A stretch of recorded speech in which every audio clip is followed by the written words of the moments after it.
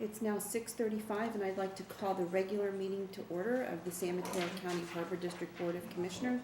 Roll call, please, Debbie. Commissioner Bernardo? Here. Commissioner Brennan? President Giancarelli? Aye. Here. Sorry. Commissioner Lorenz? Commissioner Mateusz? Here. Okay, so we'll go on to item B, which is public comments, and this is an opportunity for the public to make public comment on items that are not on the agenda. I don't have a public comment card, but I wanted to open it up for public comment if there are any. Okay, seeing no public comment, I'll close the public comment, and we'll move to item 2 under B, which is commissioner comments. Robert?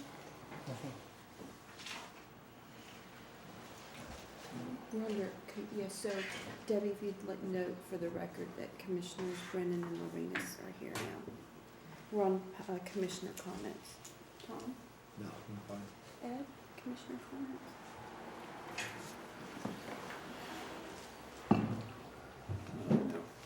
Sabrina, commissioner comments? Yeah, I'd just like to comment that,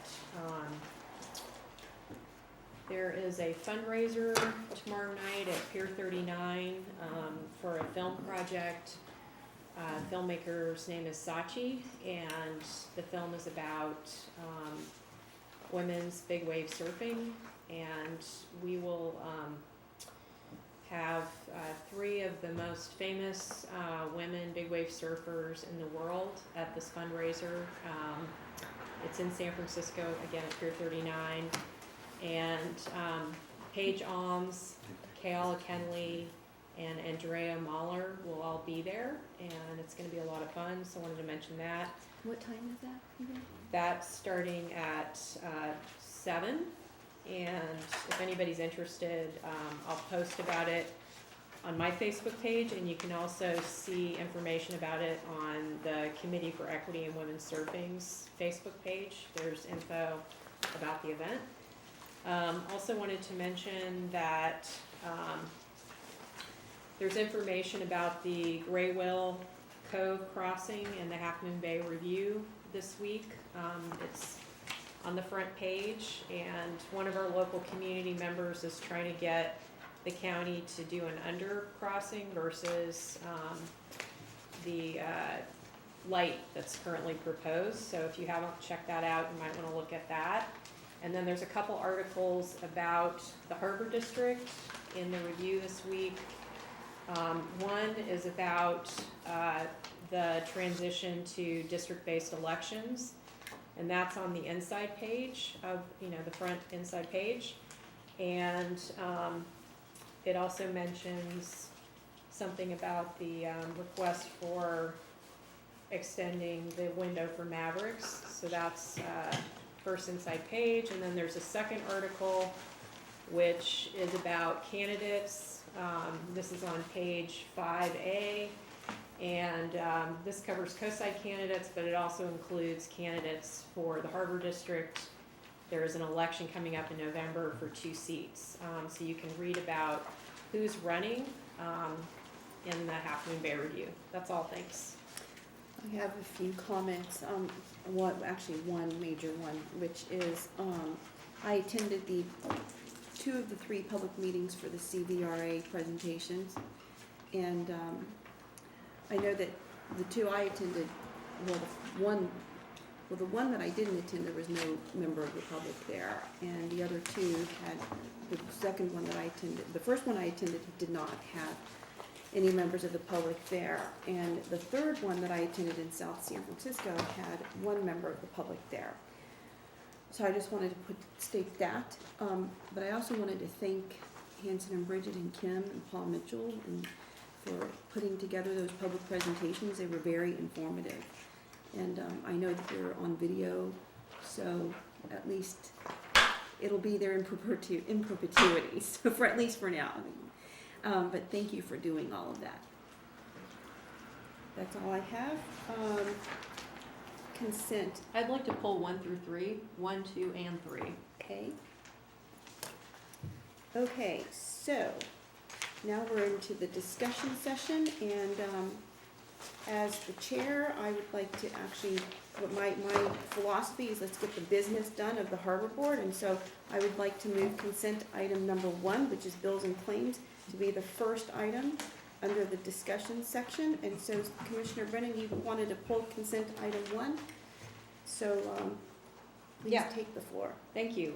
So I just wanted to mention to the public, in case you haven't looked at our bills and claims lately, they have been reformatted a little bit, and they are, I think, getting a lot easier to read, so I appreciate the staff making some changes. And then if you are interested to see what our legal fees are, we have a new page, which is on the back side of the bills and claims, that shows our legal fees for those interested.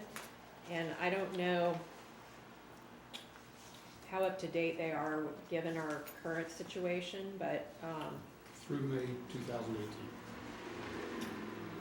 May 2018. So Maybe. fiscal, there'll be one more month, and then the fiscal year 17-18 will be complete. Okay, great. So anyway, just wanted to mention that that's there. Thanks. Okay, any other comments, Ed? Building claims? Yeah. Okay, Robert or Tom? Okay, is there a motion to approve bills and claims? So moved. Second? Second. Okay, roll call, please. Commissioner Mateusz, Aye. Commissioner Lorenz, Aye. President Chancarelli, Aye. Commissioner Brennan, Aye. Commissioner Bernardo. Aye. Great, the motion carries. So going into the discussion section again, we'll go to item 4, which is transition to districted elections, update on preliminary maps and process to date. Steve, and I know that Kim's Yeah. here too, so. Thank you, President Chancarelli. There's a staff report here. We do have Kim Manolius from Hampton Bridget and Paul Mitchell from Redistricting Partners here as well. Paul will be giving a presentation, and so I will be very brief and just touch on a couple of highlights. This board adopted a resolution of intent to move to district elections on June 27th. Since that time, the district has engaged a demographer, hired a temporary staff person, and at this point I'd also like to make a special call out to Annette Linville, who's in the Yes. audience as well this evening, for the extraordinary work that she's done in getting up to speed on this and then making sure that all T's were crossed and I's dotted. We've held 3 public meetings so far, July 24th in El Granada, 25th in Redwood City, and 30th in South San Francisco, as you mentioned, President Chancarelli. We advertised and promoted those meetings, and the next step after those meetings is for the board to review the maps that the demographer has prepared. Those maps were made available a full week prior to this meeting, and the prior meetings and those maps have been on special page we set up on our website. Included in this board package is our formats. The presentation will also include the Board of Supervisors map for their elections that was adopted prior to the board. The supervisors going to districted elections. I'd like to point out a couple of future dates coming up. Next Wednesday, August 22nd, another public workshop at the Municipal Services Building in South San Francisco. The next day, Thursday, another public workshop here in El Granada at these district offices. And then a special meeting on September the 5th here at the district office where the demographer Paul Mitchell will present maps for consideration by this commission. Should the commission at that point make a decision to adopt a map and a process for implementing, then the process will be over. But if the board directs that the maps be amended further, then the demographer Paul Mitchell will amend those maps, and those maps will be considered again at the meeting on September the 19th, which will be in South San Francisco. With that, I'd like to again thank Kim Manolius from Hampton Bridget and turn it over to Paul Mitchell with Redistricting Partners. But and just to clarify, the meeting on September 19th is the regular board meeting. That is the regular board Right, meeting. not a separate meeting for Correct. the specific purpose of the district elections issue. Correct. And if I could just briefly also introduce Kim and my colleague Alicia Yang, who's been Oh, assisting yes, nobly in this Alicia. effort. Thank you. Wanted to be here this evening to join us. So thanks, Alicia. Hey, can we back up though? Something was just said about what Can you explain the meetings again? We're not gonna have a meeting just on this topic to decide it? It's The in next meeting where this board will consider this will be on September the 5th. Okay. Right, which, that, it's, the The- Which schedule's is a laid regular out. meeting? No, No. it's a special meeting. Special meeting, okay. The kicker is that the maps have to be available for a week prior to the board making a decision. So at that special meeting, they'll look at maps. If you like one of the maps, then we can be done. If you want to tweak one of those maps, then Paul will redraw the map. It then has to be published again for another week On prior to, September, by September 12th. in effect, by Right. September 12th, so that it can be heard at the board meeting and reviewed at the board meeting and adopted on September the 19th. This is the schedule that we have to go through in order to meet our statutory goal of September the 25th under the California Voting Rights Act to have adopted a map and decided on an implementation program for the 2020 and 2022 elections. So Steve, thank you for clearly putting that in the staff report as well. So if we can move on with Paul's presentation, that would be Well, great. I have a question about that, and Paul, maybe you can help us. So with Half Moon Bay and other locations like South City and stuff, they were able to get more time as needed since, you know, there's no emergency year, since this is not gonna happen until 2020. If we needed more time to work on drafting these maps, is there any problem? I mean, I don't see any reason why we couldn't just ask for additional time. Well, I think, and we'll leave it to maybe the legal counsel can dive a little deeper, but we are in what is usually called a safe harbor period, Yeah. where if we can get this process done by a certain time frame, we limit the ability of the plaintiffs to be able to, get damages beyond $30,000. If we're to go beyond that time, you'd have to get agreements from two different attorneys that they're not gonna try to bill you for more money than. Well, we've already done that, and that wasn't difficult. So. No, we leave it to your haven't. attorney staff. Yeah, we have. We have not exceeded If 90 our days. attorneys could explain that. So I'm pausing only because I'm trying to remember what may have been discussed in closed session as opposed to open session. But I believe that the schedule that we are proceeding down is the schedule that was determined by this commission. That's right. And if this commission would choose to try a different schedule, that would be something for this commission to consider. My point is just that if we decided we needed more time, my point is that other public agencies have gone to the attorney who sent the letter and asked for more time if they needed it. I'm not suggesting that we do need it. I'm just saying that if we found that we did need it, that there is a way to get more time as long as the attorneys that sent us the letters agree to give it. And so far, I think it's definitely public knowledge that we are already on a slower schedule than what we would have been if we had done this exactly by the law, the letter of the law, because we asked for additional time. Well, I would like to hear the presentation. We can talk about the time thing if we need it later. That was all I had to say. Thank you. Paul, thank you. Of course, thank you. Well, thank you for having me here today. Is this microphone a little too loud? Okay. I'm going to go through the full presentation that we've been giving in our public hearings, and then I'm going to put near the end of this presentation the actual draft plans that have been put together and that you have before you.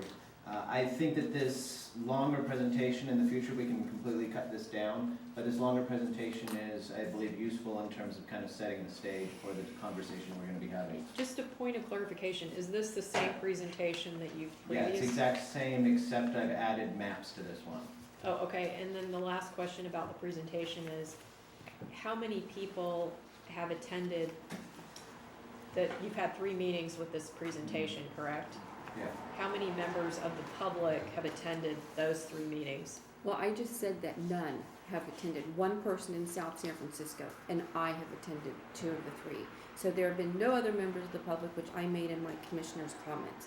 So we can proceed with the Is presentation. that accurate? Yes, it Yes. is. Okay. It's on the video. Okay. Yes. I watched the video, I couldn't it didn't Right, show the the public. video, the video was focused on the presentation and the presenter. The first meeting, there was no member, nobody else there. Second meeting, And that Commissioner meeting was Chancarelli. here. The third meeting, Commissioner Chancarelli, and A I may member of correct the- record, I think there were 2 others there at that third meeting. No, yeah, The Thank husband and you. wife. I just Husband and asked wife. that because someone had, a public member had asked me that, so I wanted to ask for them. So, districting, just to kind of start from start from scratch, is the process of creating election areas from which those voters will select a trustee or a board member or a school board member or a city council member or whatever, but that's what the districts are. Right here in this agency, you hold at-large elections, you hold your elections in an at-large basis. One of the things that I like to really start off with is the idea that these districts are for the purposes of electing board members. These do not have any organizational purpose beyond that. Once you sit here, you are representing the district as a whole. It's only essentially on election day that these districts really matter. Redistricting is the process of coming back periodically, and in the US it's every 10 years after the census, and adjusting these boundaries to make up for mostly population inequalities that have happened as a result of people moving around within the boundaries of the district.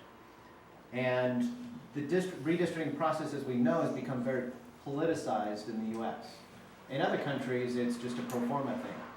In England, I know there's just a committee that does it, but there's no politics played at all. In other countries, they do it every 5 years without any politics. But in the US, it's become a very politicized process. The epitome of kind of the politics around redistricting is this thing that you've learned in usually, high school civics class called the gerrymander. Technically, it was Governor Gary, and so it's technically a gerrymander. It's kind of like that debate between if it's a GIF or a GIF. But I call it GIF and I call it a gerrymander, so I'm doing it wrong in both cases, I think.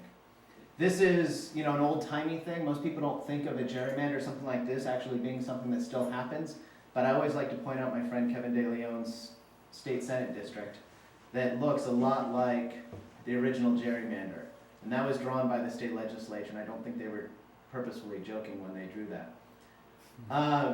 The second level of, if you're going to dive in high school or in college and learn more about gerrymandering, oftentimes this is the graphic that is used to explain it further. And in this fictional area, you have 5 Democrats and 4 Republicans, and you have to divide this into 3 seats. And if you're divided just using horizontal rows, you would have 2 Democratic seats and 1 Republican seat. But if you wanted to get a little tricky, you could draw it like this, and now you have 2 Republican seats and 1 Democratic seat. That is the problem that most people associate with redistricting. However, in local government, in all of the local government redistricting I've done, and I've done dozens of community colleges and water boards and school boards, I have never had somebody in one of our local redistrictings talk about party. They don't. In local redistricting, it has to do with issues and communities of interest. And as an example, here we have a jurisdiction where there's a lot of open land and there's a lot of dense housing. And how do you draw the districts in order to make sure that the viewpoints of, let's say, the dense housing portion of this district aren't, hurt by the districting process? So the way that we avoid this is by following a set of traditional redistricting principles.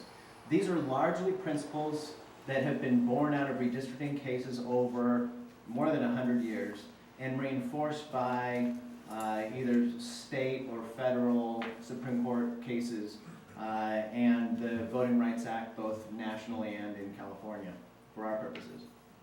The first one, and one that literally was being adjudicated last year before the Supreme Court, is the idea of equal size. And what that means is that each district is going to have the same number of people in it. It has to be relatively equal size. We're not going to do it like they draw congressional districts where it's like equal size to 1 person, which is how they do congressional districts. We're going to do equal size, relatively equal size, meaning a little bit above in one district, a little bit below in another district, but overall they're gonna be equal size. And when we judge equal size, we're gonna be talking about April 1st, 2010 US Census, where people rested their head on that day. And that's what we use as our calculation of equal size, is the actual people, where they lived, whether they were old or young, citizens or non-citizens, where they rested their head on April 1st, 2010. There has been some movement. The Texas case last year was to not count based on actual people, but to count based on people who were either eligible to vote, or to count based on the number of voters, to keep those numbers equal by district. As we'll see, that's not always the case when you draw it equal by district based on the overall population. A second criteria is contiguous, meaning districts should be whole parts. And I literally did a redistricting once in LA with a water district, where a water district agency had a district that started in one city and then like stopped, and somewhere else in another part of the water district was the remainder of that seat. So they'd taken districts and kind of broke them into pieces. And that is not something we'll do. We'll make districts contiguous. And contiguous has not only a literal meaning, but it also has this kind of what is functionally contiguous. And by that what I mean is, an area that's divided by a lake might be literally contiguous on a map, like I can make one circle and draw these two areas together. But it's not functionally contiguous unless you have a boat, right? And so the idea of being literally contiguous and functionally contiguous might come up in this conversation. So we might say, we're drawing this map and these people are contiguous to each other, but then if you find out later that the only way that those two people could actually ever meet is by driving through all of the other three districts to go get to the other person, then it's likely not functionally contiguous. There are cases in which you have to draw districts that aren't contiguous, like when you're drawing congressional districts in Hawaii, or if you're trying to figure out how to put Catalina into a congressional district. In those cases, you do draw districts with, making the best judgment you can based on how those communities lay out. Can I ask a question? Yeah. So with this question of functional contiguousness, can it also be, say, two communities that are near each other, where one is more affluent than the other, and there really isn't any interaction between them, so it's not really geographic? Yeah, that's going to be this next third point, Okay. which is maintaining communities of interest. But can we talk about this point for a sec? So The contiguous one? the one we're on right now. So if, say for example, there was a community and it looked like an obvious place, for a district boundary, maybe at a creek or a river or something, Mhm. it's like, okay, there's a Yeah. dividing point. But what if, there were environmental reasons why the groups on either side of that body of water, that creek, needed to work together on flood issues? Mhm. Or could you say a little bit about that? Yeah, I mean, there's a great example of that is in Sacramento. The American River Parkway is a river, and there has been community of interest testimony around the American River Parkway and keeping that together because they share concerns about homelessness on the parkway and river access and bike paths and using and bike commutes and all of the runners and horse owners and all the kinds of issues that kind of come together onto that area. So, but it is still functionally contiguous because the American River isn't something, it's got overpass, you can cross over the American River with traffic every, a few miles, and the school districts overlap the American River and a lot of other agencies overlap the American River, so that makes sense. Where you would get yourself into trouble is if you're trying to connect two areas that, like there's in Los Angeles, there is a congressional district where it starts in Pasadena and then goes south of the 210 freeway into urban area, then comes back up and then goes back up into the hillsides. And there was this joke in the testimony done before the Redistricting Commission of the state that the only way to get from one end of the district to the other was to have a canteen of water and like a hiking map. And so there was a lack of functional contiguousness in that district. There's also a congressional district in LA, the Ted Lieu Congressional District, that is connected only by a narrow strip of beach, Dockweiler Beach, and you can't really get to one end of the district from one end of the district to the other without taking the 405 and going around the airport and all this other stuff. So there are these issues of lack of, being functionally contiguous that can come up. Thank you. But yeah, I think what you're bordering on is the next point, which is communities of interest. Because communities of interest is another kind of criteria. And a community of interest, we'll talk about different kinds of communities of interest, but the primary community of interest that is often looked at in redistricting is ethnic, race, language, religious communities. These are communities that are largely covered under the Voting Rights Act. And the idea is that you do not want, just like you don't want to have a redistricting plan that splits apart places geographically, you don't want to have a redistricting plan that splits apart communities where there are, especially where there are protected classes of voters or citizens or residents within these ethnic, religious, race communities. Other kinds of communities' interest are more of an art form, and it's also more to do with the agency that you're districting, and that's a key point to think about. So when you're talking about other communities, you might be talking about a community where a lot of young people live, where college students live, or where a lot of senior citizens live. You might be talking about a community around, if we were doing a school district redistricting, we might talk about where the different campuses are and where the kids send their kids to school. If we're talking about a city redistricting, we might talk about the city services and where different people are utilizing different city services, and those could be communities of interest. The county supervisors that we'll talk about later, their community of interest might be incorporated areas, unincorporated areas, places where people get services from the county, and how the district and its residents interact with the county, and what communities interact with the county in different ways. So your example of environmentalist interest along a river can be a community of interest.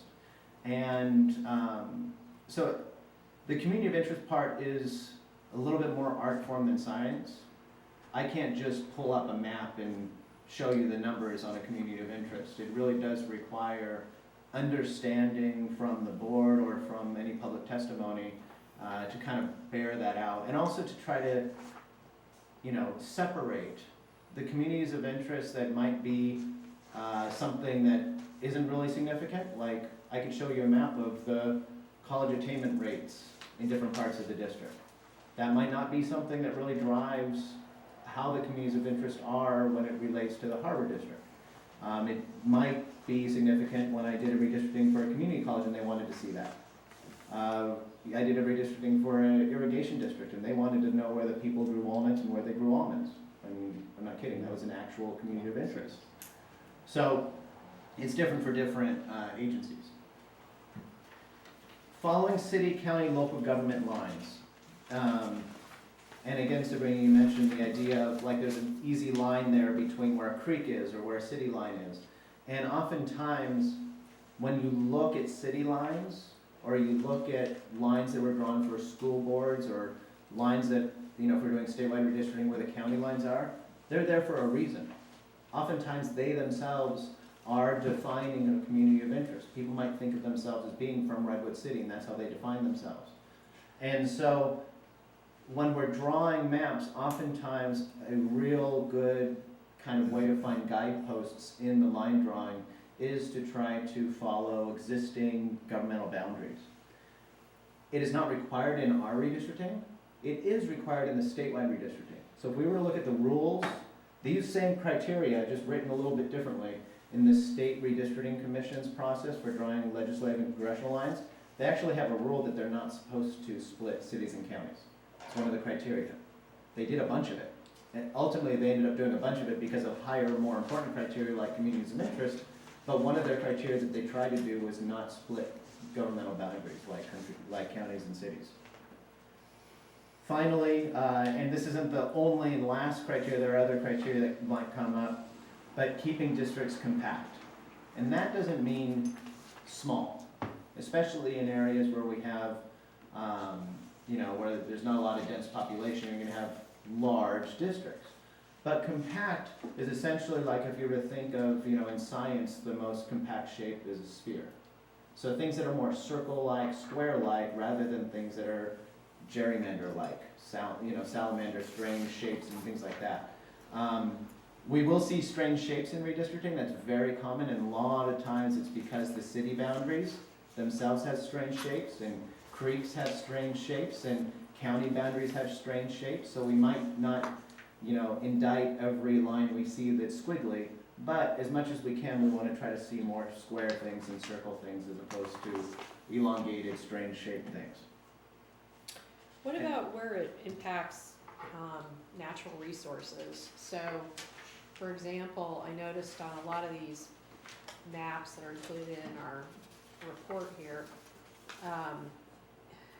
certain communities appear to be getting a very small bit of bayfront in the proposed district. And I'm thinking specifically, I'm looking at East Palo Alto. Mm-hmm. And of all of these maps, to sum it up, EPA is getting the smallest amount of bayfront. And I think what I hear from people that live in EPA is that they feel like they've been ripped off on their bayfront, like blocked, things have been put in the way to literally prohibit them from having access to the bay. Are we supposed to be trying to correct some of those problems or make them worse? Well, that might not be a problem that districting itself can necessarily solve, because we're not changing anything about the way that the Harbor District serves these communities. All we're doing is trying to identify people that can join together to elect somebody. Right, but if the person they elect is only responsible, they're now will be by district, so if their area has just a teeny tiny little bit of coastline and we're a harbor district, how does that, I'm just curious, how does that factor in? Well, a part of it would have to do with the culture of the board. If, as an example, you guys treated yourselves like members of Congress, and you represent your area, and your area comes first, and everything else is secondary, just like, a U.S. congressman. Jared Huffman goes to D.C. and views himself as representing Marin, and that's his thing. And if something's about Marin, he's going to be the one that's going to lead on and all this kind of stuff.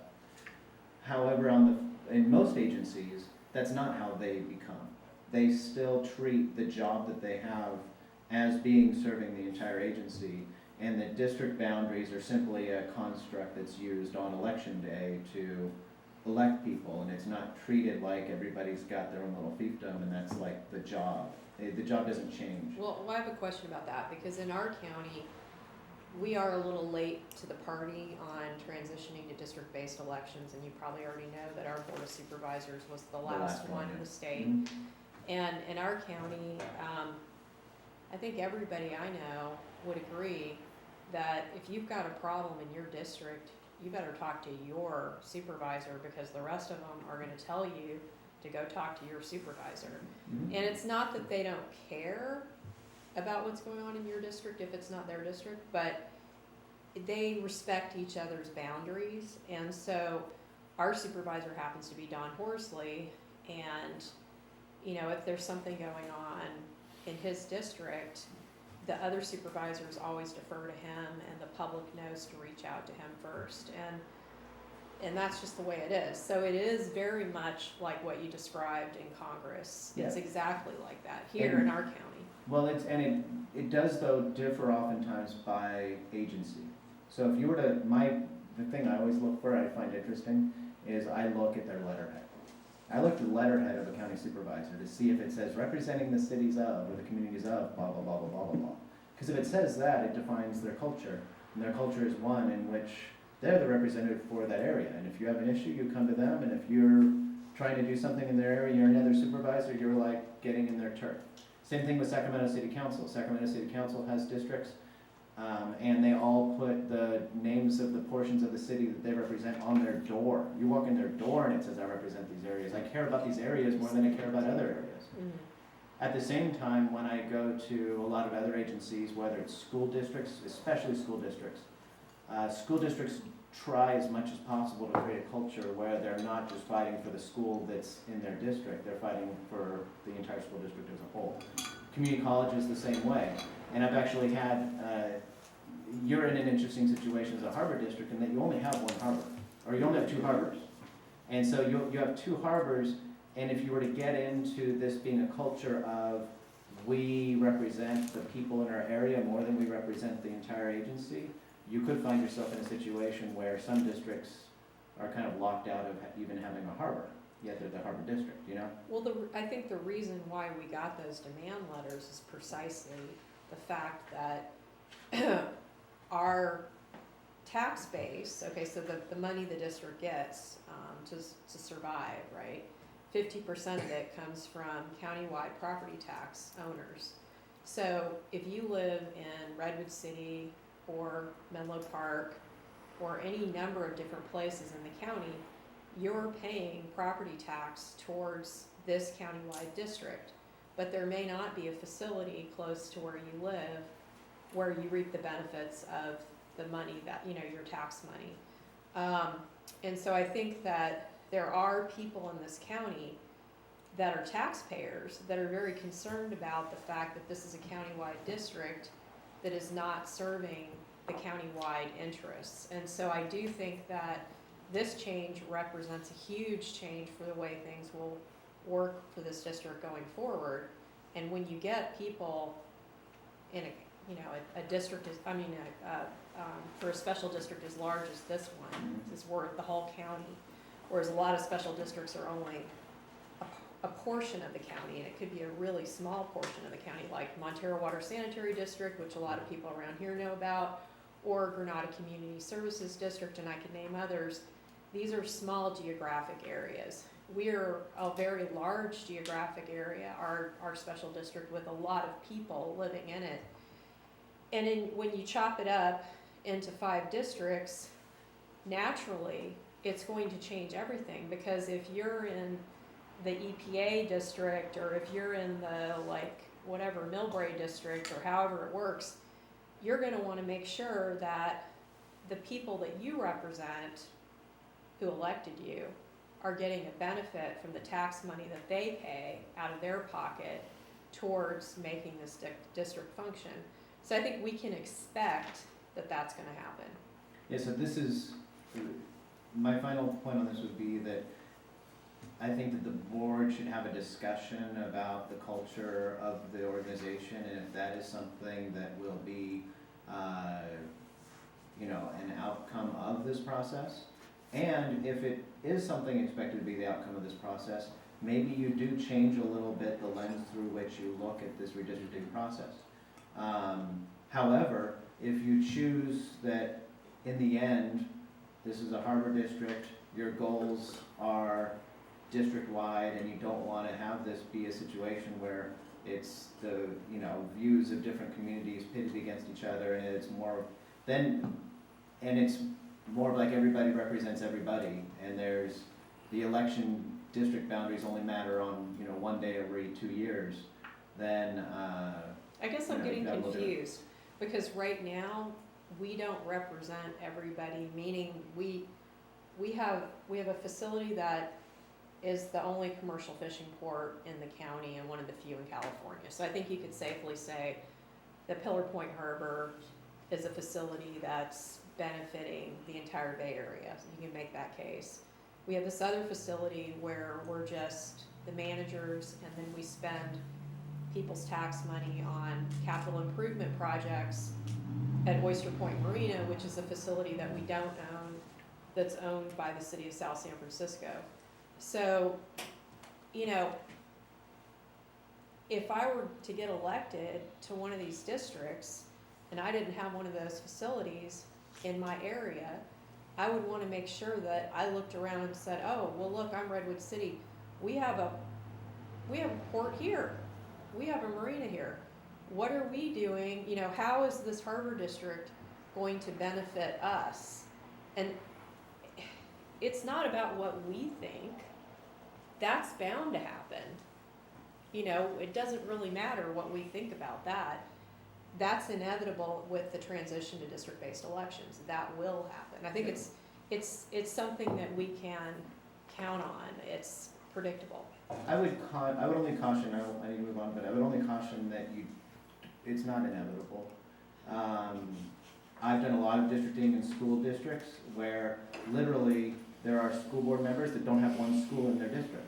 And if that were the case, then what would that school board member be doing there if they didn't have a campus on their district? And so the school board meets, and they don't meet as if I'm the school board member for, Lincoln Elementary School, and I'm the school board member for Fremont Elementary School, and the other board members don't have a role because they don't have. I think- It's a culture, is all I I'm know, saying. I know So you need that's to all. move on, but I don't mean to say it as a negative. I'm saying it as a positive. I'm putting it in a positive frame, but maybe it's not coming out that way. I think that there are opportunities countywide that aren't being explored right now. And this transition to district-based elections will infuse a lot of new ideas and new energy into how we look at how we service the full county. Right now, we're not really servicing the full county in the way that we might be able to in the future. That was my point. I understand that, yeah, Okay. that's definitely a more positive spin on it. Okay, that's what I meant, so.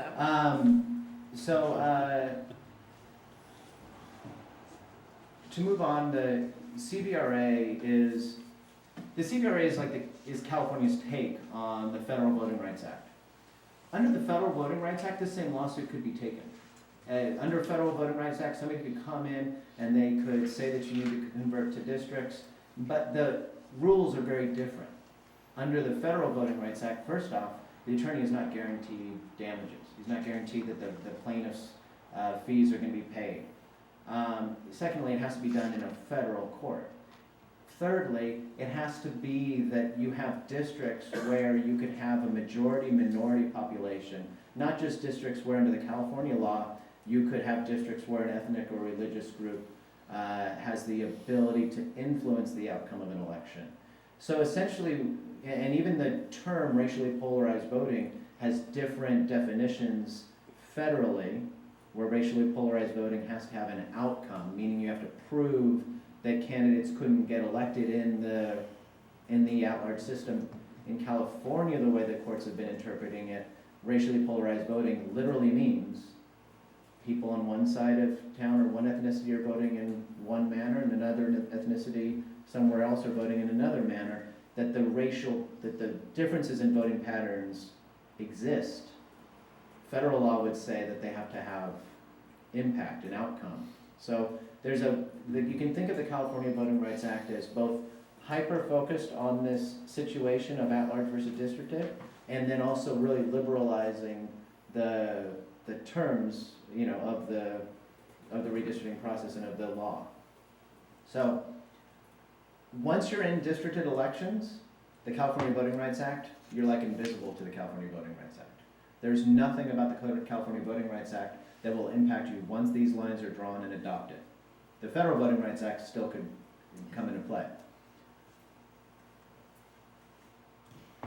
This is one quick slide just to point out that we have had millions and millions and millions of dollars burnt, essentially, in local government fighting CVRA lawsuits. And it's not just this money that is the payouts to plaintiffs, but also the money that your own agencies are paying their own internal lawyers. I wouldn't want to know how much the attorneys were making in these cases just representing these agencies, which isn't public. The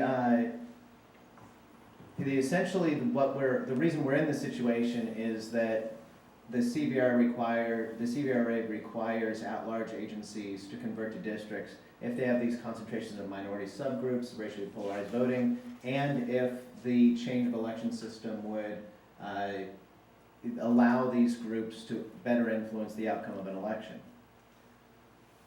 A little history here, by the way. The at-large election system was a reform. It was originally in California when a lot of cities and local agencies were being created. They were afraid of the East Coast ward boss system, where they were afraid of, they were looking at Chicago and saying everywhere they have a district in Chicago, they figured out a way for some ethnic group or some individual to be the ward boss, to give out patronage and jobs in exchange for votes and walking around money to get people elected to positions, and all this corruption that was born out of having these wards that were small enough for one group organization to control. And so they came to California and said, we're gonna get rid of these wards because they're corrupt. We're gonna have at-large systems, and we're gonna have elections where everybody can vote, and it would essentially dilute the power of the ward bosses. Now fast forward to 2001, when they're doing the CVRA, and what they find is that very thing that diluted the power of the ward bosses also dilutes the voting power of ethnic minorities, particularly when they are concentrated in certain areas, particularly in areas where you might have ethnic minorities concentrated in a city core and all the elected officials are living in the suburban, white, or hillside areas. So it's an interesting little historical footnote on why we're where we're at. When we look at the at-large system that we have in the San Mateo County Harbor District, we have 780,000 people here based on the US Census, roughly. If we were to draw districts based on equal population, each district would be around 144,000 people. We try to draw districts where the deviation between the biggest district and the smallest district is 5%. That means if I have one district that's 2.5% short, that would be at about 140,000 people, then my largest district can't be any more than 2.5% over. So we might find ourselves in a situation where we have a district that's 4% over, but then the smallest district can't be more than 1% short. We want to keep that range between the biggest and the smallest district to about 5 points. Like I mentioned earlier, congressional districts are done to one person. If we were drawing, a state legislative district, we might try to get deviations as low as 2 or 3% or something like that. But you do have the latitude, and a really safe latitude of around 5% as a good natural deviation. If a district is larger, if there's a larger than 5% deviation, that's something where we hand it off to the attorneys and say, is there enough rationale for this deviation? And they would say yes or no. But if we're within the 5%, I think that your attorneys would say that that won't be a concern. When we look initially at the county, we do see the first big layer of geography being the cities. And the US Census has defined a number of cities and towns, and these are the populations. These are the cities, and these are towns recognized by the census. And then also these are the census designated places. So these are places like North Fair Oaks that exist, and I can see them on a map. They don't have a city council or a police force, but they are a place. And we can draw districts that, take into account these areas and their geographies.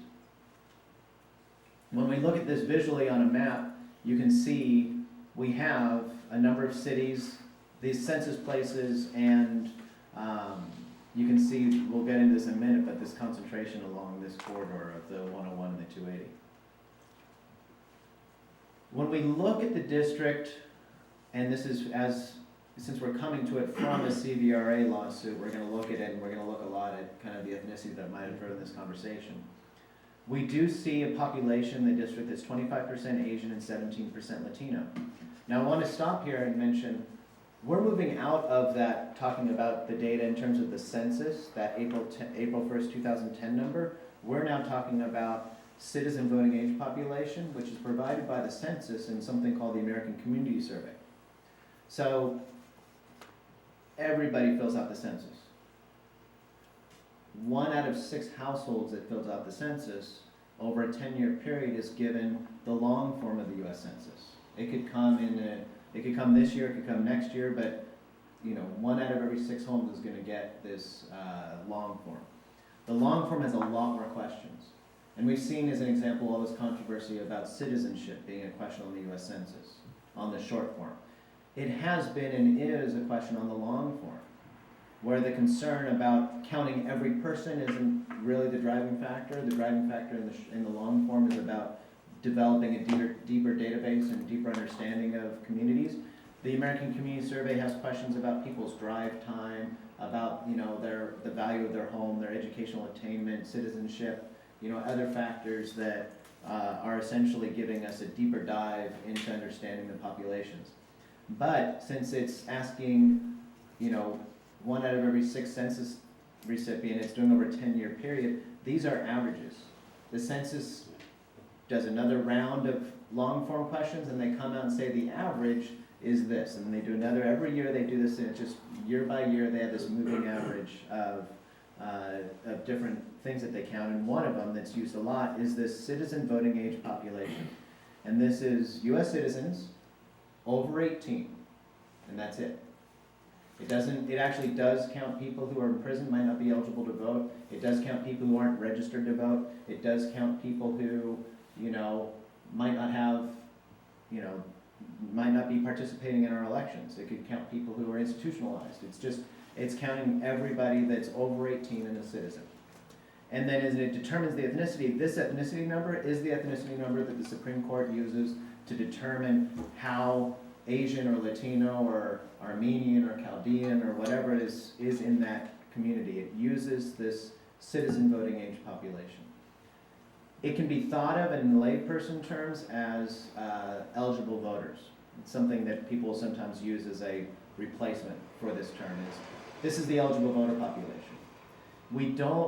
I could provide you ethnic breakdowns in these areas based on the registered voter population or the voter turnout population, but that doesn't have a real place in districting because we try to get at this population under CVAP that's more of the picture of if everybody was perfectly registered, what would the composition of the districts be? When we look at the Asian citizen voting age population, we see essentially 3 concentrations, one in the north end, one here and kind of mid, and then down here we see a really dense population, and this is the East Palo Alto. I've actually looked at this district this area a little bit more because interestingly, it pops really high on this Asian calculation, but when you look at CVAP, it looks as though a lot of this population is Hawaiian. Is that true? Fijian and Tongan. It's his Pacific Islanders. Yeah, Pacific Islanders. That's the majority of the Asian population, speaking as an Asian myself. So there is, I can provide that oftentimes they'll be considered with the Asian population and sometimes they won't be considered with the Asian population in terms of how calculations are done. And I've also I've done some work over on the other side of the bay on districting and looking at racially polarized voting patterns among different Asian populations and their lack of cohesiveness, essentially voting for different candidates. Even though somebody from Washington DC might look and say, oh, you're all Asian, the differences in those populations can be very rich. Yeah. So that was interesting to me. This Asian number would be larger if we were to combine the CVAP Asian, the CVAP Hawaiian, and Pacific Islander, which is actually in the database. So we can talk about that at a future date. Under the Hawaiian category? There's Hawaiian. Hawaiian Pacific Islander is what it's called. It's like Hawaii, Guam, Fiji, those kind of areas. Yeah, right. yeah. Okay. So just a little footnote. This was based on the conversations that were had at the earlier public meetings. I dove into this a little bit deeper. Yeah. However, this one thing about this that we talked about in the public meetings, just so everybody's aware, is we could dive into this and look real deeply at this. The fact is, this population is in a corner. Yeah. This population isn't going to be drawn in with Half Moon Bay. This population isn't going to be drawn in with Colma. This population is going to be drawn, and as we look at the draft maps, there's really only, it's kind of tucked away.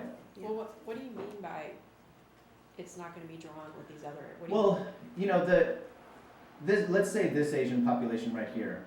We can have a real serious conversation about if it's going to go this way and interact with this population, or if it's going to go this way and interact with this population, or if it's more likely, more similar to coming over here where we are right now into Grenada. There's a lot of places that this could move. Well, why don't you look at where people fish? Because, the Asian community is a big part of our fishing population here on the coast side. That's who comes to fish at Pillar Point Harbor. And Just that's saying. over here? Yeah. Well, I That's think across the that's street, yeah. Yeah. From So, here. but this population here and this geographic area here would be very unlikely to be kind of drawn together, Yeah. is what I'm saying. Except through fishing. Yeah, but I'm saying drawn together in a district line. Oh, You know what I'm saying? well, unless you did stripes across the county, which you could do. We can talk about it. If somebody wanted to propose a draft map or Do something. you have, With South City and other areas, I know they've done these online maps where people can play with the district boundaries to, make boundaries that work with these percentages. Do you have a? Yeah, a thing? I have people that we've contracted with for other districting, so like as an example, I'm right now doing the redistricting for the city of Santa Ana, and they have a contract with Esri to do that kind of public mapping. It's just that generally is pretty expensive. Well, that's what the city of Half Moon Bay just did, and Yeah, they're smaller than our district. I mean, I think it's important that people be able to make their own maps. That was a really important part of what they're doing right now in Half Moon Bay. yeah.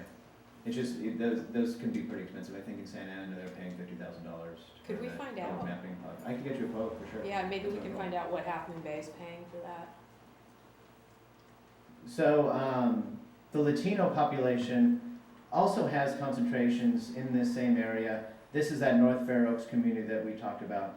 This pops out as a really large area. This is a census block group. This might only have 600-700 people in it, but for some reason it's showing up as being really heavily Latino. And that might be simply because there's one very small Latino population here, and just geographically looks very large. There's a few. Yeah, I would guarantee you that this right here is probably as big as like one of these tiny little dots here. So it just looks overwhelming a little bit. When we talk about this district, another thing that's really driving as you look at maps is the fact that there are portions of the district that are very heavily densely populated and others that are not. And the map really does show it here. This is drawing all the census tracts by density, and you can see the strong density here. And in these areas, there's not even enough density to give it a color. I mean, there's very, very little density in this part of the district. So the steps that we've completed so far is I've created 3 plans myself, using the criteria, using any public comment that we received, and using my experience essentially to draw some versions of the maps. There was also one public map that was submitted, and I put that into my database and kind of rebuilt that map from the shapefiles and have that in your packet as well, and we can go over it. And then I also took the county supervisor map and did the same process. So all these maps are in your packet. They're all done in the same program. They're all using the same data sets so that we can compare them if you'd like. I'm sorry, did you say the Board of Supervisors map is in here? Yeah. In the presentation. But it's not included as an option for us? Oh, it's an option anytime, yeah. But is it in the packet of options? I'm just, So, It's not in the staff report, it's in the presentation. was it part of the draft plans A through whatever, however many? The- Okay. Okay. Let me just Yeah. jump in. We've got a couple more public Yeah. meetings, and certainly it could come back as one of the options Yeah. at the September Is that 5th it? I meeting. think everything's on the table right now in terms of, it could be board of supervisors, any of these are a combination, whatever, right? Oh, mean, the point you is- had a handout. There's a handout with it? Is that, This is the presentation. There oh, it is. handout. Yep, in the Okay. back. So we do have this here. Yes, And this is on the website for Mhm. people? Yes. Okay. So this is we're supposed to be considering that as well, as an I option? put it there because it's come up in comments, so it's just there, and I'll actually discuss it a little bit. So first off, the 3 maps that I created, I attempted to look at the district and look at these criteria kind of as I ranked them initially and attempt to make some initial maps. And these are more talking points. I'm not trying to impose a map on anybody, but this is more to kind of get the conversation started. Essentially, some things that I want to point out in these maps and the data that you see. The population, again, that's US Census population, the short form, counting everybody, population. The deviations each have a raw number deviation from the median district and a percentage. Adjacent to that is the citizen voting age population in its entirety. And one thing that's very interesting to look at is District 3 has 106,000 people based on those that are over 18 citizens, whereas District 5 has only 81,000. So you see that there's unequal sized districts based on the eligible voters. However, what we're really driving at is equal sized district based on the population. In terms of each of these seats, we have calculations of the Asian CVAP, Latino CVAP, and Black CVAP. The Asian CVAP in this first plan, this district in the northern part, is the highest percent Asian. When we saw the maps initially, we saw this real deep color designating a lot of Asian population over here. But once you actually put it in a district with 140,000 people, that percentage of Asian really does get diluted. And you see that it is only 8% Asian in that district. There's a lot of Latinos like we saw in that portion of the district as well. Latino CVAP, the two largest are 23% CVAP, and those could be considered, this one right here, 53%, that's a majority minority district. That means that over 50% are one ethnicity. The other is 24%, 23%, 23%. I might consider those influence districts. There's also a term that might come up where we look at District 2 that's 24% Asian and 23% Latino. Some people would want to call that a coalition district, meaning that the combined vote of Latinos and Asians, if they were to vote in a uniform way, would serve together as being a voting coalition. So I'm not saying that these groups vote together, but it might be a term. I just want to kind of go through the terms. Yeah. Majority, minority, influence, coalition. And this is a little bit of a zoom in of this map. After the hearing, I'm happy to put these up on Google Maps so that you can zoom into them yourselves and see what exists in what portions. The second version of the map, if you notice on this map, we're taking District 3, essentially the full distance north-south. And these other districts are essentially along the corridor. This area here is being put into District 3 to get it enough density.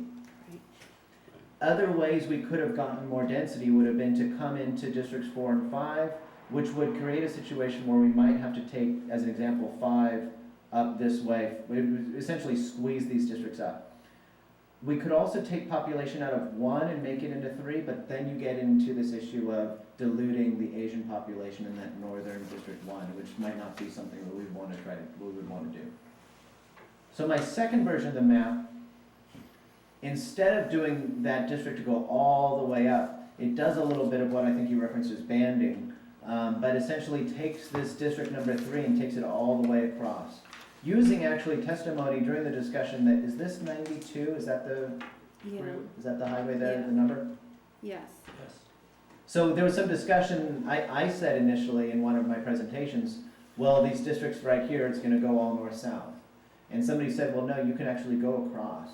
And there are, the trade-off essentially is, with something like this, is does the connection of the district in this way make more sense than carving a portion of this district out and putting it over here? So there's trade-offs essentially. We're looking at trade-offs. Essentially this creates 2 bandings. District 3 goes, what you could say, coast to coast, and District 4 does as well. And in both of these maps, District 5 is essentially the same. In terms of what this means for the population, again, very small deviations. Over by 2%, under by 3%. That's our magic 5% deviation. Okay? We're not exceeding 5% deviation in any of these plans that I put together.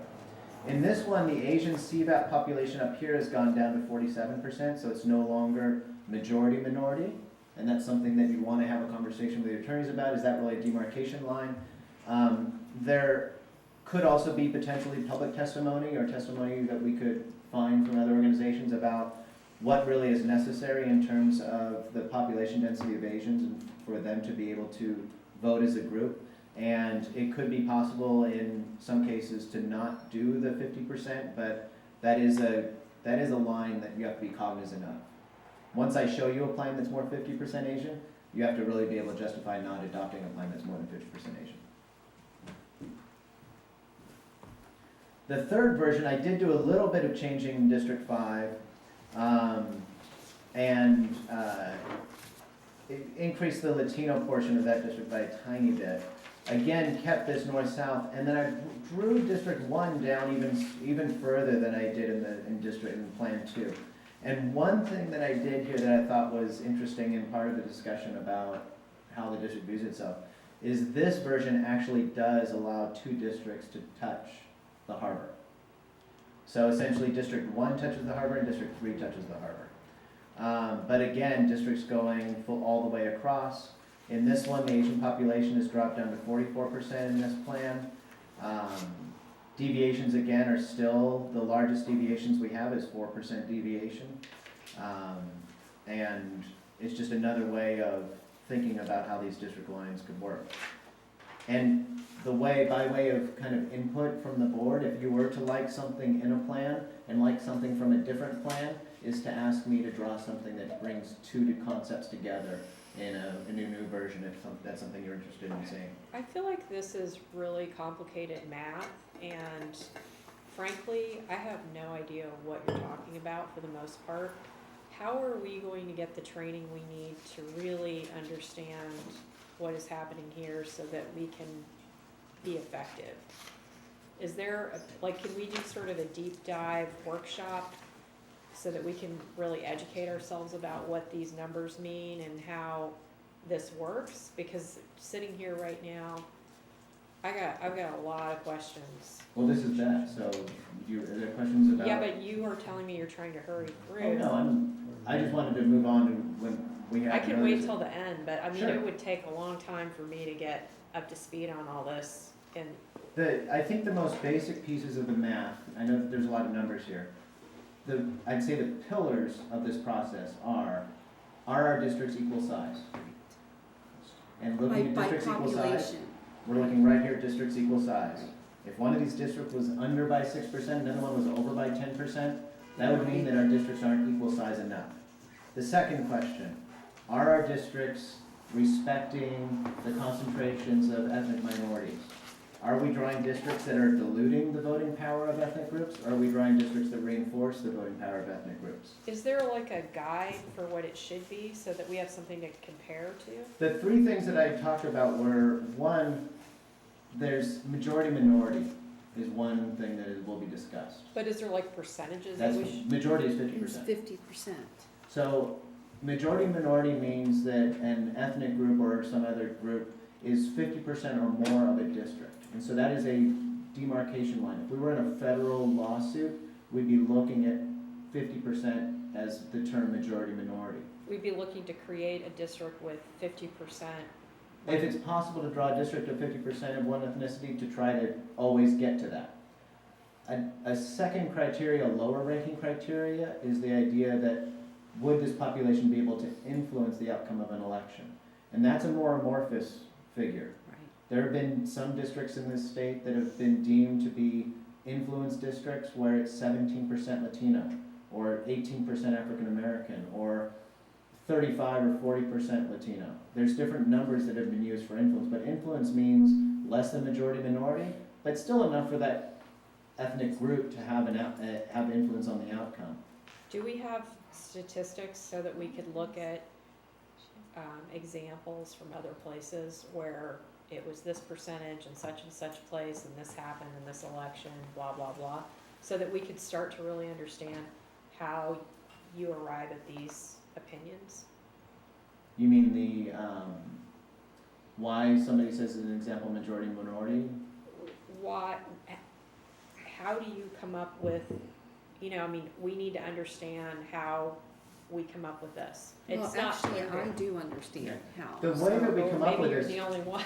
yeah, No, I don't You think I attend the am the meeting. only one, but maybe Yeah. because this is my Well- 3rd time I'm listening to this presentation, so and I think it's excellent. Thank the you. way we come up with this is based on taking the census data and using the That's right. mapping, and that's how we build it. It's pretty A lot of scientific. these I'm not terms?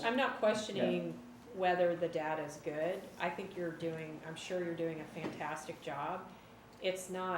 I'm not questioning your ability, I'm questioning my ability to understand this information, and I need more tools or time or training or something, and I wanna get there.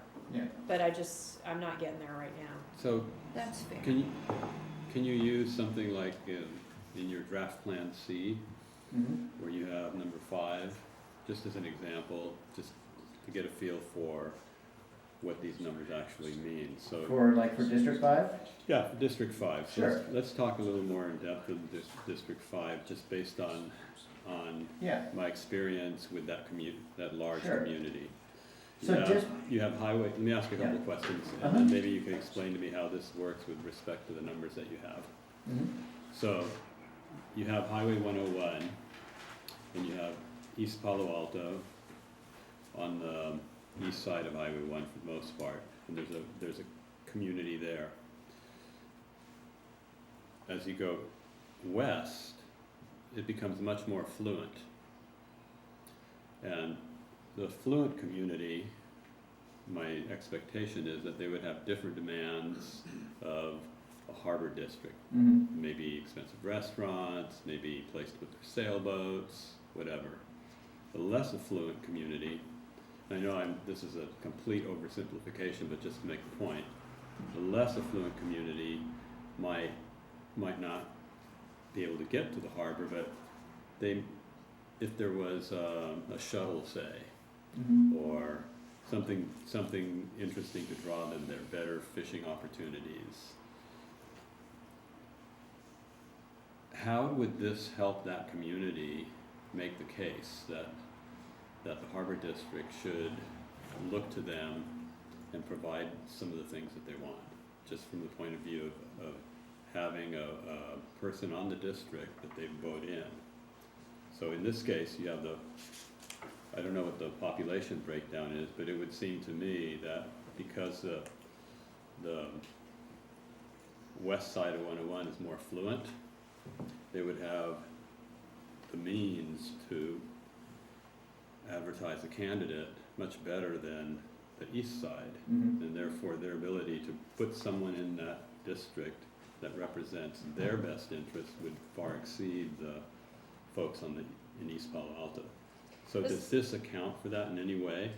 Or, you know what I mean? Because the intent and that gets to what you were talking about before, was one of the intents of this act was to take underserved communities and give them a voice. Mhm. So that is a very interesting point, and one of the things that I was kind of driving at a little bit earlier on in the conversation, because when I first looked at these maps, I saw this dense Asian population in East Palo Alto, and I saw the dense Latino population in North Fair Oaks. And you do see what you're saying essentially is this lower income community, but in a way, the challenge is that they're a little bit of an island over here. Right. And it's, in an ideal world, if we weren't drawing districts to be contiguous, my proposal would be, we would put these folks here in with Asian population in the northern part of the district so that they would really have a voice, right? They would really have an ability to combine forces and really elect somebody that's a candidate of their choice. But we have to work within these other constraints about districts being contiguous, being equal size, and so on. So we are, essentially there's a tug of war a little bit because of exactly what you're saying. Right. We have a community that we understand has a viewpoint, and we understand might have a need. But in the districting process, the other, actually higher priority needs of having the districts all be equal size and having them all be contiguous ends up diluting their power a bit. So we have a very heavy Asian population here, but once we add in the other, this might only be 13,000 people or something. Right. Well, So once we add in the other 120,000 to make a district, Right. they're 10% of it. I have another question then. One thing that I don't understand is, what is the hierarchy in terms of, this is the most important aspect, it's gotta be a circle rather than this stretched out thing, or? no, it doesn't have to be. a I know, I'm just saying, what, in your view, when you look at this, I imagine you just weight the concepts. This is the most important, this is the next most important, and this, right? This is roughly in order. Okay, So, if I want to follow city and county lines, I can't do it at the expense of ripping apart a community of interest, or drawing districts that aren't contiguous, or making districts not equal population. I can have a great community of interest that I want to do everything I can to make sure that they get a good break in the districting process. Even if they're at 49% Asian and I'm trying to get them to 50% Asian, I can't do it by making a district that's underpopulated in order so that their density in it will grow.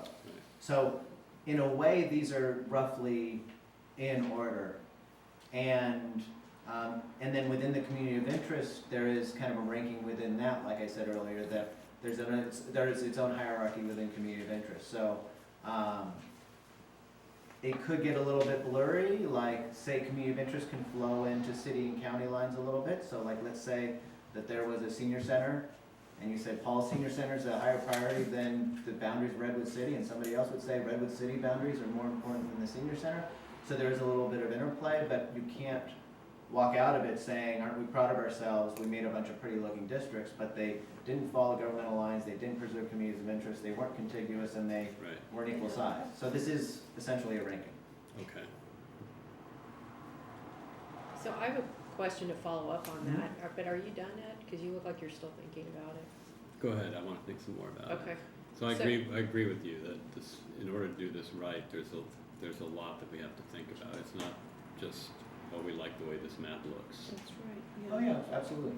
But just to give you guys a little bit of a break, that, you know, I've done redistrictings for a lot of agencies that didn't even know what redistricting was until I walked into the microphone.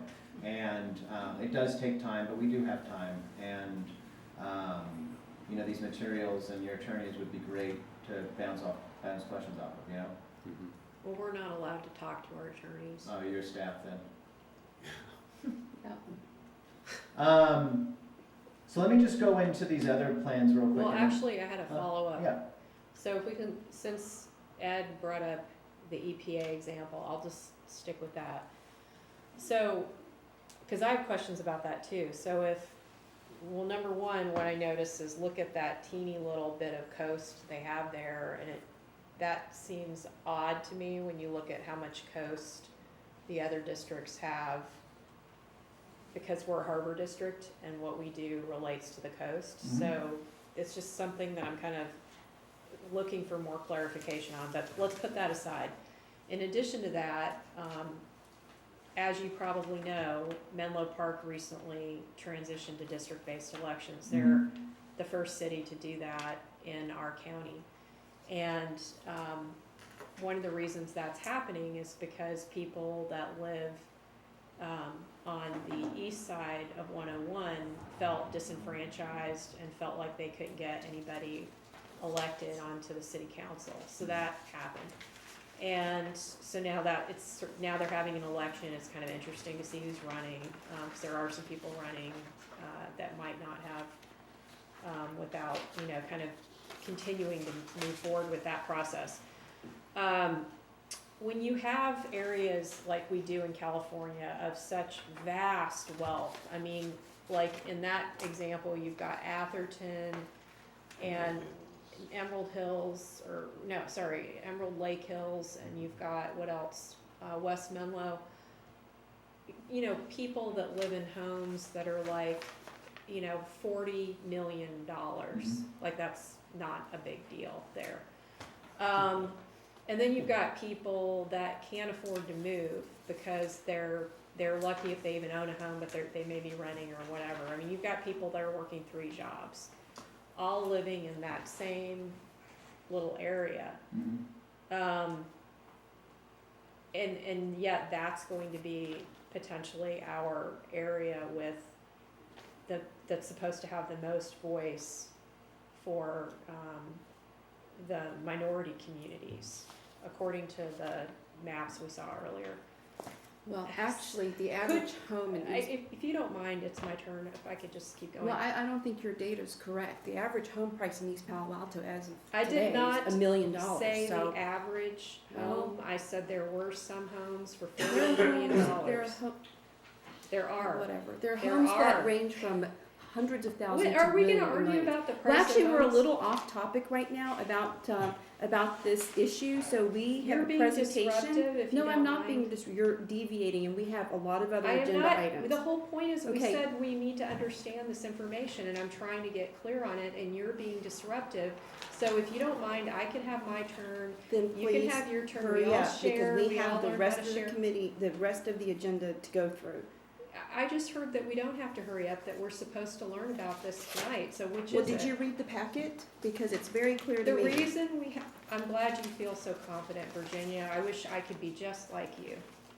I wish so too. Yes, I'm sure you do. I'm Okay. sure you wish So- everyone was like you. Okay. Let me maybe put a little light on this, because I think one of the things that I think, Couldn't you go more towards Redwood Exactly. City? so I'll tell you, I actually played around with that Ah. concept. Okay.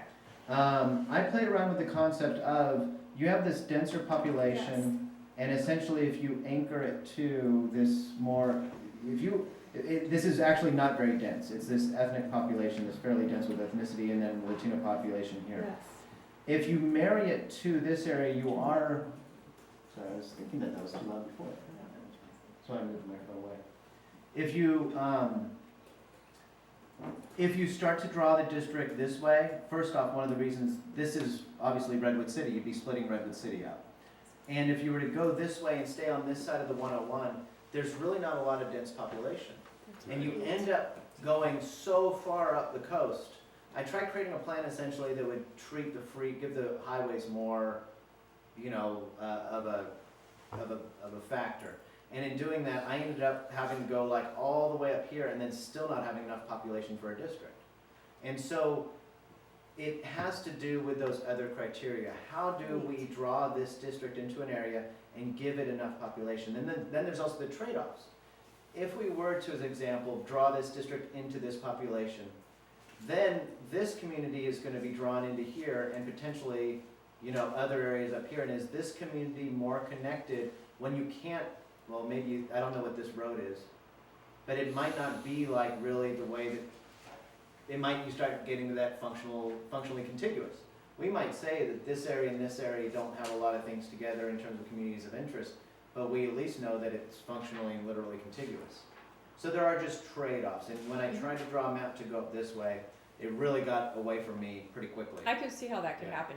It would be great if we could get that map drawing tool, because I think that would really help me a lot. They are extremely hard to use. Well, I Is there- used the one in Half Moon The Bay. State Redistricting Commission had a bunch of contracts to do that stuff, and they found it really hard for people to draw complete maps. Well, But- the people in South City and the people in Half Moon Bay have been enjoying Yeah. doing it. So, to go to the publicly drawn map that we received, this publicly drawn map, now that we've gone through a couple, we can see some of the parallels. What public? This what- was the who- drawn who- map submitted by one of the plaintiffs, right? Sarsfield. Oh, okay. This map, again, we start to see this, okay, how do we draw this large geographic area with not much dense population, and how do we get enough population into it to make it whole again?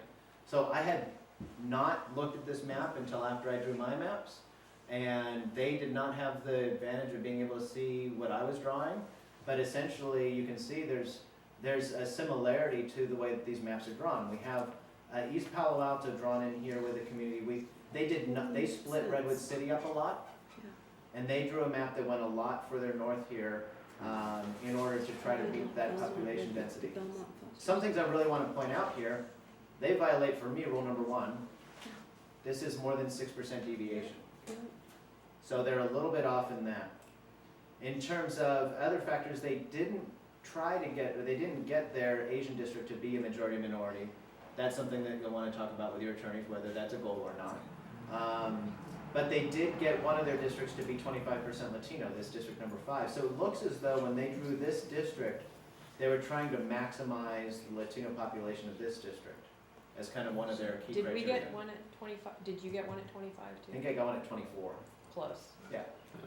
And it's close almost because there's only so many ways to draw it. It'd be hard to draw something over here that's not more than 17 and not less than 25, Yeah. Just the natural, when you're trying to draw 144,000 people into a circle. So this map is something that you have access to. This is a map that was provided. They do a lot more of dividing cities in their map than I did. I don't know when you look at this, you might see justification for some of these lines that didn't jump out at me, but it's a legitimate map. If I was to submit this as a final plan, I'd want to reduce the deviations, probably quite a bit. The San Mateo County Supervisors map is another one that came up. This one also, I don't know why, but they actually violated the 5% deviation as well for some reason. They drew a 55% Asian district, so a very concentrated, high Asian population district here in what they number District 5, so they're started at 5 up here. Their District number 4 did a really interesting thing where they essentially drew themselves around that, what is it, North Fair Oaks, what's that Latino community? Yeah. They essentially drew themselves around that and they put that Latino population in with this vast, huge geographic area. Now, I attempted to reach out, the page where San Mateo County managed all of their maps is down. I went through Internet Archive trying to find it. I contacted Asian Americans Advancing Justice that was very active in the districting process and criticized this map. I've tried to obtain drafts that were done before this final map. From what I understand, they had several draft maps, and in the last meeting, they submitted an alternate map, and the alternate map was the one that was adopted. And I'm not gonna go full X-Files conspiracy theory on you, but that's the map, and that's where the incumbents are. We know. So, this, as an example, to get this incumbent into this district, they had to draw all the way around this little loop-de-loop, and then you've got incumbents who are on the board. This incumbent is no longer on the board, but essentially these are the incumbents as of the day of the drawing. So, when I was addressed, when it was brought to me, why not just adopt the San Mateo County district map? My conversation was initially, we don't know what criteria they used, we don't know if they were really prioritizing things that the Harbor District doesn't care about, whether, we don't know what the rationale was, and then I even almost in passing said, we don't know if they were drawing certain districts to manage where the incumbents were living, and I would guess that that was probably a pretty big criteria at the end. So, I think everybody's talked about the fact that there was gerrymandering with this thing to get supervisors into specific districts. That's been talked about for years, and that will change as soon as they have to redistrict, which is coming up for everybody soon. 21. Yeah. So I think that's a foregone conclusion that it's gonna change, and hopefully that won't happen again, but who knows. But I think that the fact that you placed their homes on this map is relevant, and I think that our homes should be on all of these maps so that the public can see if things start to look crazy like that, and that's coming from us, they'll know what's going on. And I think we need to be transparent about where our homes are located in this. Completely option, that's completely your choice. So I'd like to see that. I'm asking for that Yeah. on future maps, if we could have our little X's where our houses, it doesn't have to say whose house, but just so it's indicated on the mapping. I think that's really important. And the reason that I supported using the Board of Supervisors map is not because I think they did a good job. I don't.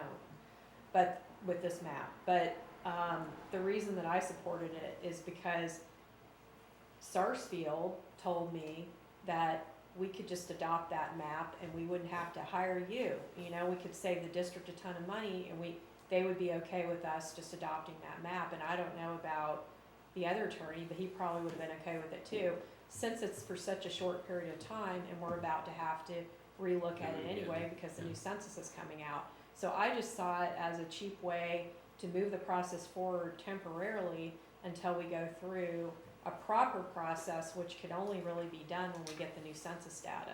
So that's where I was coming from. So you talked to opposing counsel about redistricting Yeah. without talking to the rest of the board or our general manager or anyone? You talked to our opposing counsel about your ideas of redistricting, because I think that's unethical, and I want that on the record, please. I did not talk about my ideas for redistricting. Well, clearly you did, I so, asked for their okay, map. Excuse me. so I can I asked- put that on the record? I think that's unethical behavior, and it puts the district in a compromised position. And I don't know what else has been discussed with opposing counsel. We know that she's talked to the other opposing counsel, but it's a problem for me. Virginia, I'm we're actually not gonna being end this sued. discussion item and move on to, item number 6. No, I have more questions. Well, We you know cannot what, end we this have a discussion item. session on September had 5th to public talk comment. about these maps. So, I'm going to put the agenda, kind of swap the agenda items, and, Is there a way we can work with him This is using the ridiculous. software no, that what's you- ridiculous is that you've compromised the district's You're- position you're by putting- talking to opposing You're counsel. making things up, Virginia. 5-minute recess, please. I'm not making things up, you Yes, just you are, and confessed. don't, Convene the meeting at 8:12. Paul, I understand you have one more slide. If you'd just like to proceed, then we'll go with what kind of direction you want to give to staff. So what I finished up was the San Mateo County district lines, and the last slide was essentially the next steps. And our next steps are to continue to hear about communities of interest, either from the board input, like we've had actually really interesting input today, or from the public in our public hearings. Also, the public can send in comments. They don't have to actually attend a hearing. They can watch something, they can send an email, they can interact with information on the website. And then, as we receive public input, and hopefully now that there are draft maps, more of the conversation will go to what happens if we move the line over here, what happens if we move the line over there, kind of conversation that's specific to individual plans and is more constructive. And then we'll come back, and as Steve outlined, we'll have a process for hopefully culling down the number of maps that we have, that we're considering, and then finally adopting a final plan. And that is it. Thank you. Robert? Just one quick Yeah, question. sure. First of all, thank you for the presentation. I thought it was great. You've had vast experience in doing this with other jurisdictions. From your experience, in terms of public participation, is the turnout for public participation that was exhibited here for the Harbor District redistricting, would you say that's similar to other redistricting efforts, or would you say that we're an anomaly, or what's it like? What's considered normal? Yeah. When this was first brought up and I was asked to put together a proposal that had a number of hearings, my first comment was that you shouldn't expect to have much participation, or really any participation, in a lot of these public hearings.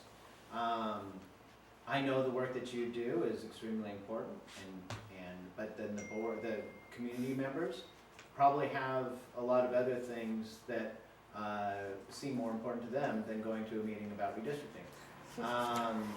Where I have seen a lot of public testimony and engagement around redistricting were places with extremely polarized voters and politics, like Compton. I could barely fit into my own redistricting meeting in Compton. LA Unified School District. Yeah.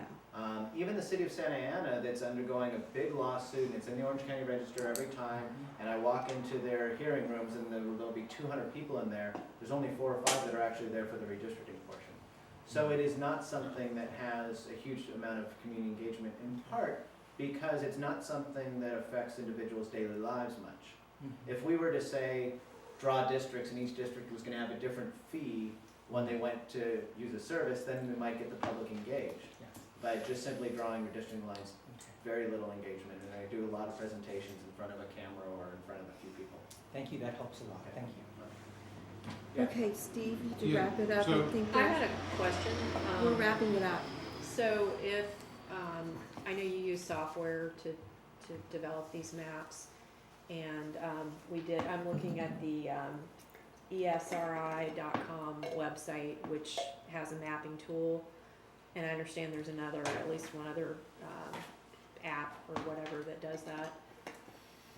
Would it be possible when we have the workshop for you to have the software live so that we can see how it works? Because I think that would help me understand it a lot better, and then we could play around with the maps so that we can just project it on the screen and. The, Well, wait a second, when you mean workshop, do you mean the September 5th meeting? Because there's not another extra workshop that's Isn't scheduled there to gonna my be a knowledge. workshop on There this? are On 2 the- workshops next week. Oh, I'm sorry, the public meetings, right? Okay, So- got it. there are a couple things. There's a September 5th meeting, isn't Yeah, there? yeah, that's ours, but That's- you're talking about the 2 public. No, I'm talking about the September December 5th. 5th, okay. That we- September 5th special meeting on. That we play with the maps live. Let me In throw real out time. 3 kind of options that would be either in addition to or in lieu of having like another vendor and another contract that you're paying for. The first option would be when I do districting, oftentimes, a low-tech solution is actually much easier for people to understand. And the low-tech version of having people engage is to print up large-size maps with the populations of every census tract and have members of the public essentially draw together lines. I've literally, in Elk Grove, we did the redistricting with people with calculators and markers and drawing the lines, and allows them to see, oh, I want to add in this huge area, but there's only 3,000 people there. How am I going to draw a district that's 144,000 people?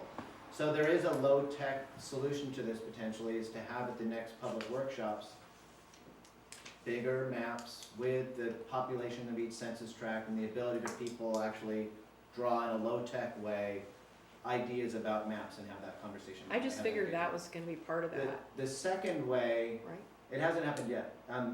The second way is if we're having a conversation like this and someone says, what if we draw that district that we talked about, where you go up the coast more and you take in that portion of Redwood City that's to the east of the 101, what happens if we do that? And then literally we take a break, I draw it up, and we put it up. The third would be to actually do live line drawing. And live line drawing would be like live doing your taxes. It's not fun. It takes a while. The program is like thinking. Little movements are made, and then they have to do tweaking. It's a very tedious process. They did live line drawing at the State Redistricting Commission, and people were trying to jump out the windows. It's not a fun thing to watch. Okay. It's not a spectator sport. So the best option would be that second, where if we do a redistricting, if we have our final redistricting meeting, we're gonna finally pick a plan, and there are two questions people have. What if we put this community there and that community here? Or what if we move these lines? And then I literally sit down, bang out, give me 20 minutes, I bang out a few different versions, and then we put them up. So I didn't go to the previous meetings because there were no maps, and I'm interested in the mapping process, and I'm looking forward to attending your future meetings. And I thought for sure that there would be big printouts and that we would be able to give feedback. So is that going to happen? I think we're gonna have versions of these maps that are done. Those will be printed out. Like large? Yeah, larger size. We had a larger size map of the entire district when we had our first presentation, Okay. but we didn't have maps yet, you're right. So we can talk more about it at that point with the map printout.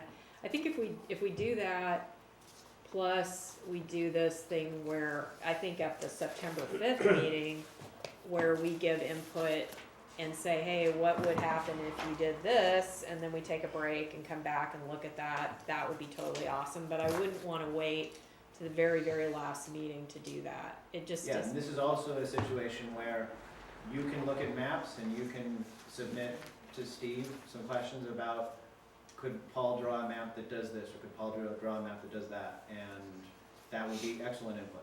can't we just email Generally, it? I don't get contacted directly, because there's, essentially this is a legal process. Okay, And so, It has so to for be the I'm like the public, third- I'm like the third vendor down. so can we explain this to the public, for anybody watching the video, what the process is for them to give you input through Steve, and then you can? Yeah, for the public, it's to go to the website and to see the maps that are on the website, and I believe there's an email address they can send in, comments through the website or to attend public hearings. That's right. There's a portion of the website that has all the maps. There are buttons to select which preferred map, and then a box for comments on those maps. In Half Moon Bay and South City, they invited the public to submit maps. Are we requesting that? Because I think that's really important. Does it say that? If you'll excuse me, I'll Okay. turn around my staff. Does it say that? It asks for input on. It asks for input. Yeah, and they can make the input on what their topics of interest would be, whatever it is, it's not limited. So there's But- no like map for them to draw on, because that's No, how I they, don't- that's how no. the other cities did it. Yeah, that's Okay. that's the contract. And this was brought up earlier. I'd like to ask the board consensus. Paul, our consultant, had Thanks, Paul. suggested that this could be an expensive process, putting that mapping tool onto our website. Is this the consensus of the board, that you would want me to investigate that? And if you do, and for it to be useful, you would have to similarly authorize me to spend the money necessary before the September 5th meeting. And is that allowable under the way this matter was noticed on the agenda? Well, Sure, I mean, if there's no specific procurement activity, but I mean, if you all need, if the commission directs Can I that ask it a need, question then? I would like to hear what our legal counsel has to say if about this the commission agenda. would like to direct the general manager to procure a specialized mapping tool, I don't have any legal. Okay. So But is that the- procurement versus investigation are two different things. Yeah, that feels I- like jumping the gun to me. Is that That's Well- not what I'm suggesting. Right, well, Yeah. but I'm also cognizant of the The September 5th time, meeting. yeah, I know. And then we've got to really wrap this up by the September 19th meeting in order to meet our statutory obligations. Well, we don't have to. And We can ask for and more time. that means that we have to have the final maps done by September 12th. I think Okay, it's great. really So, important so to what was remember the that we other don't thing? have to have it So- done by that time. We, under We statute, can without ask penalty? for additional time and Well, that's okay, our, so do y'all wanna take a vote on that? If you'd like to management's make a motion responsibility. on that topic, is that permissible, Steve? I think Miller? what's confusing about this to me is that we were just presented with an alternative, which you didn't talk about at all. We were just presented with a cheaper alternative and you're acting like that didn't happen. So I'm I don't understand confused. what you're What you're talking saying. about. Our consultant just Okay. said that he could do this, did I, No, you heard it right. I thought I just heard that. He Right. just said that he could do this thing where he Oh, yes, creates yes. the maps for the next public meetings. yes, So that the public can draw on the maps or put Yes. Post-its or whatever. yes, And then he can do this great thing where he Yes. tweaks the maps when we take a break. yes. It's as if that didn't happen and you're jumping to this other, so No, I think, in that case, Commissioner Brennan, Let's have a discussion. in that case, I misunderstood Okay. an earlier comment of yours before the break, where I thought you were talking about the district investing in the mapping software I'm so that just, people could draw their own maps online. I'm And if getting that's it, not it, then I Right. apologize for Okay. misunderstanding, and absolutely, Paul has presented Paul what it presented- sounds like they're yeah, gonna be That's a doing. good Paul option. presented a Yeah. solution that I think Great. we need to look at. Yeah. Well, And I think that's it's a what's- good If it's not solution. $50,000. I think it's a good solution. I do So- think we should also invite the public to create maps. And maybe that's hard to do without the software, but, you know, maybe we can help them if they come to the meeting. Right. You know, they look at the maps that are there and they wanna tweak it a little bit, they can talk to Paul directly and then he can help them. So That's maybe right. that's the way that And we that's- can do this and try to cover all the bases. You know, I think, I'm just trying to figure out what the best solution is, Right. that's all. So let me. I want to just add, if I could just add one piece of clarification, please, because I think it's really important for the whole commission. I've heard Commissioner Brennan a number of times say that there's no deadline and that we have more time because all we need is you to ask. I didn't just- say that there was no deadline, I'm just saying we can ask for more time, Great. that's all. So I would just like to make it clear from my position that none of your council are authorized to make that request unless you vote to ask us to do that. Right, Yes, thank you. We're not going to ask for more time unless you tell us. right. Okay. You're So- welcome to tell us. Can we ask, so is there a reason, from your point of view, that is there a downside to asking for more time? My view is that we discussed that issue, and I guess in an abundance of caution, I would even want to vote from the majority if you commission. wanted to discuss that in open session before discussing that issue. 'Cause I Steve, think don't be ridiculous. No, I'm I not think being he's not, ridiculous. and it's a That- board that doesn't even decision. make Okay, sense. so, do you want us to decide tonight, or?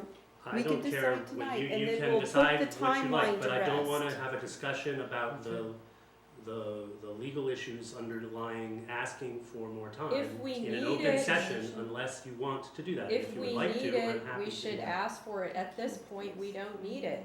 Right. Why are we talking about this? Understood. I would like to just wrap it up then by, Please. for the benefit of the public, pointing out the next few meetings that are coming up. We've got a meeting at the Municipal Services Building in South San Francisco. That's next Wednesday at 6:30. And then we've got another one here in this room next Thursday at 6:30. Those are public workshops. Paul will be here. We'll be able to take input on maps and receive public comment. And then on Wednesday, September the 5th, there will be a special meeting of this board to look at the progress made to that point. At that meeting, again, if the board selects a map and a process, then we are done. But if there are more changes to be made, those changes will be made, published by September the 12th, and we'll come back at our regular meeting on September the 19th. So that's the process from here. Well, there was one other thing that Commissioner Brendan mentioned, that was to put where we live on the map, which I'm actually fine with it, but I'd like the rest of Is the there a board to. consensus of the board it wouldn't include addresses, it would No, just just like include the little little points little on the point? map. Not an issue? How do y'all Paul, feel would about you do that then? That's fine with me. Thank you. All Thank right, you. that's done. Okay. Okay, so, thank you, Steve, thank you, Paul, thank you, Kim. So I know that we have someone here from World Surf League, but, I think that's gonna be a longer discussion, so I'm hoping that we can dispense with a shorter item, which is item 6, which is the possible future site for district administrative building. Could we take a quick bathroom break? We just took a break. Could we take like a 2-minute break? I'm asking, please. Yeah, that's fine, we'll take a 2-minute break. Actually, we'll be here at 8:30 per that clock, Sabrina. We'll go to item 6, which is the possible future site for district administrative building, parcel 047-252-240-11840 Cabrillo Highway, El Granada. Steve? Thank you, President Shankarai. At the beginning of 2018, this commission adopted a number of goals from that staff report. I show in this the little matrix that was there, and I've highlighted one of the goals there in green. One of the goals established was to develop a permanent home. As a little background, and I detail all of this in the staff report, and I won't go into all of that, but we moved from South San Francisco to El Granada in 2015 into these offices, which we are currently renting at a current cost of about $95,000 a year. In 2017, the Commission both discussed potential permanent locations for a district administrative building and determined that the strategic plan should be completed prior to that, to any further discussion. The strategic plan has been paused while we get through the district elections part, and I sent an email to all commissioners earlier today showing a list of all the upcoming meetings that runs past our elections issue and into continuing and completing the strategic planning process. So, because of the district's action and direction in 2017, I put on pause as well the research into a permanent home. However, earlier this year, I was contacted by a representative of the owner for one of the parcels that I brought to your attention in 2017. And that's the parcel shown in the staff report. This is the empty parcel immediately to the north and west of Sam's Chowder House on Highway 1. It overlooks the harbor. It's just to the east of the boat launch ramps, and had been for sale, and is now, there's no for sale sign on the property. The parcel is approximately 0.6 of an acre. It's zoned coastside commercial recreation. I'm going to step back a minute. So the seller or the owner contacted me on a swing through this area, talking to not just the Harbor District, but the City of Half Moon Bay, County, looking to develop a concept for the highest and best use of not just this parcel, but the adjacent parcels to the north and west, and encompassing the Burnham Strip. What, who The owner of this property, talked to you yes, reached out to me, about unsolicited, about the Burnham Strip? and the conversation was interesting, and the fellow had this idea that incorporating what, from a Google Earth perspective, looks like a bunch of open space into some highest and best use development was a noble vision, and wanted to incorporate the Harbor District into a discussion of that noble vision. We chatted, he visited with me, we chatted, I said that while that might be a noble vision, that wasn't something I felt the Harbor District to take the lead on, although certainly if that happened, we'd like to be part of the conversation. I'm sorry, what is the noble vision? I'm very confused. It never got much further than that. It was just Okay. looking at this empty space and saying, what can we do with this if all of these different property owners work together to do it? I see, okay. Excuse me, I'm sorry for that. That means time's up.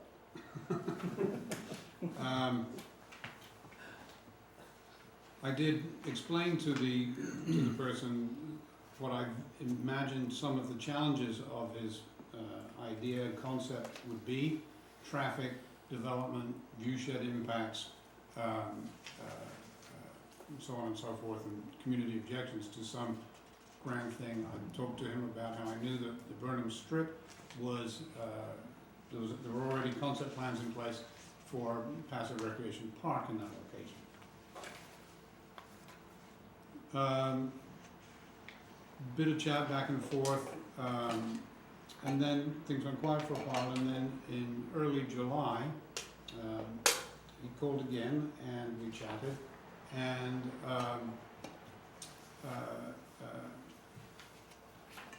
I put out that the district could be interested in a purchase of the property, because it seemed like here was this property, it was likely going to be disposed of by the owner in some form or another in something approaching the near future, and it would behoove us to at least talk about this. Here was an opportunity that was being presented that was not respectful of our particular timelines. Excuse me, you told him that the district was interested in buying the property? Might be. I said yes because... Why would you say that when you've gotten no direction? As the chief executive, on occasion I have to act. I'm just wondering, I just don't get defensive, I'm just asking. I also disagree with the fact that he's acting without direction. This board has talked many times about the interest of obtaining its own property and permanent home rather than paying rent. We've not had meetings about this particular. Actually, that was on our That's not accurate. 2018 goal, But but this is what please we're carry doing on, Steve. right now, and So maybe he's acting under your direction. No, No, he's not. we voted for our goals, if I could, and that's if where you're I could coming continue. from. As I said Please. at the beginning, I was directed in 2018 to move the idea of a permanent home for the district forward. This presented an opportunity, this conversation, this unsolicited conversation presented an opportunity that with any real estate purchase, if it goes away, it doesn't come back again anytime soon. So we conversed some more, and he, at my request, commissioned a topographic survey. He gave that survey to an architect. The architect took that topo and survey and looked to see what might be possible to develop on this piece of property. It looked like it could accommodate a 4,000 square foot office space and a 1,200 square foot public meeting room. I talked with Coastal Commission and County Planning. The biggest issue raised there was tsunami inundation zone. And as I address in the staff report, the county, which would have primary jurisdiction even though any project would be appealable to the Coastal Commission, uses the USGS science application for risk reduction mapping, which shows that this parcel is in fact outside of the tsunami inundation zone, but close enough to it that any development there would require a tsunami evacuation plan. Given that all of these things seem to suggest that there was no fatal flaw in this process, I executed with the seller a very limited exclusive negotiating agreement.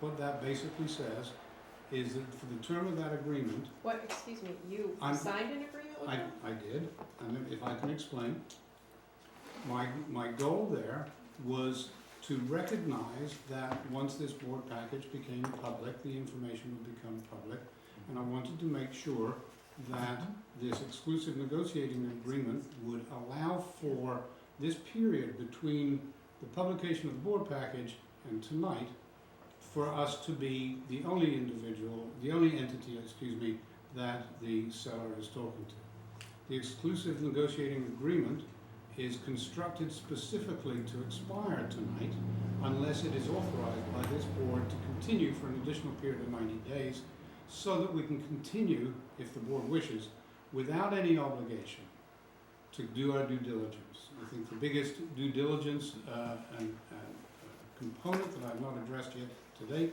is a conversation with Caltrans about access off and on Highway 1. But I think also there's a soils geotech report that would be useful. And anything that comes out of that would be help inform the board if it seemed like no, again, fatal flaw presented itself. And we could come back to this board in closed session to talk about a potential purchase of the property. The part of that due diligence too would be to conduct an appraisal, so we at least know what we're talking about. I do know that the parcel opposite on the other side of Sam's from this parcel is currently for sale for, I believe, $1.1 million. So we've got the potential uses fit with county zoning. I'm still stuck on Hold on, I'd like you to, signing an agreement without any board direction. I'm seeking board direction to But extend you it are- beyond tonight. But you already signed an agreement without the board even knowing about it. How is that possible? I'm just, Steve, I've been through this before with property, and you always have a meeting with the board. And if you're gonna buy property, you can have a closed session meeting, and you can talk to the realtor, and you have a meeting with the board. You never, as a general manager, just go sign agreements without even telling the board what you're doing. That is completely unacceptable. I'm sorry that you find it unacceptable, I'm Commissioner Brennan. shocked. I mean, I don't know of anyone else that does I'm sorry that that. you find it unacceptable. I did consult with legal counsel before taking any of these actions, and Well, what does council have to say? it seemed to me I'd like to hear be it. the best way of getting this out in the public and protecting our interests for an extremely short short period time. that requires board action to continue beyond tonight. When Okay, you- so you Robert- just signed hold the on, agreement. You Robert- asked me to comment, maybe can I just Yes, answer your please. question? Could you Because tell us Robert- when the Robert agreement was had- signed? No, The agreement is in your yeah, I board. know. No, the I was gonna have previous legal agreement. counsel, There was no please, Steve previous Miller, You said you can signed you an please agreement. explain, and then Robert has a question. Sorry. Yeah, I don't know. I need to understand who I'm speaking to Well, or right answering now questions. Sabrina's asked to hear from our legal counsel. Okay. When was the agreement signed? I believe it was signed finally on August the 6th, I want to say. August the 4th. So it happened this month? Yes. So Okay, that we- was not clear. I just wanna make I sure took we that all on know what you're extremely talking short about. Let me explain, because there's been some charges presented here. Under the There's no Brown Act, charges. under the Brown Act, this board may discuss in closed session a very limited aspect to the purchase of property, and that is the price and terms of payment. That is all. Your general manager came to me asking how to balance two competing interests. On the one hand, he wanted to discuss the policy of whether this board was interested in purchasing a property in general and this property in particular, and to have a discussion about that. On the other hand, he didn't want that discussion to provide an opportunity for the owner to market the district's potential interest in a way that could drive up the price to other potential Absolutely. buyers.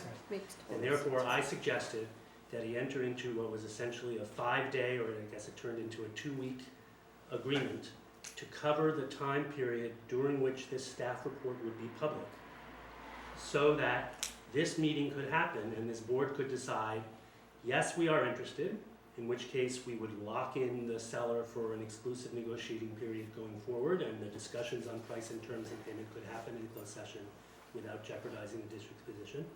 Or this board could say, no, we're not interested, thank you, in which case this deal expires in Tonight. an hour, tonight. There's no money changed hands.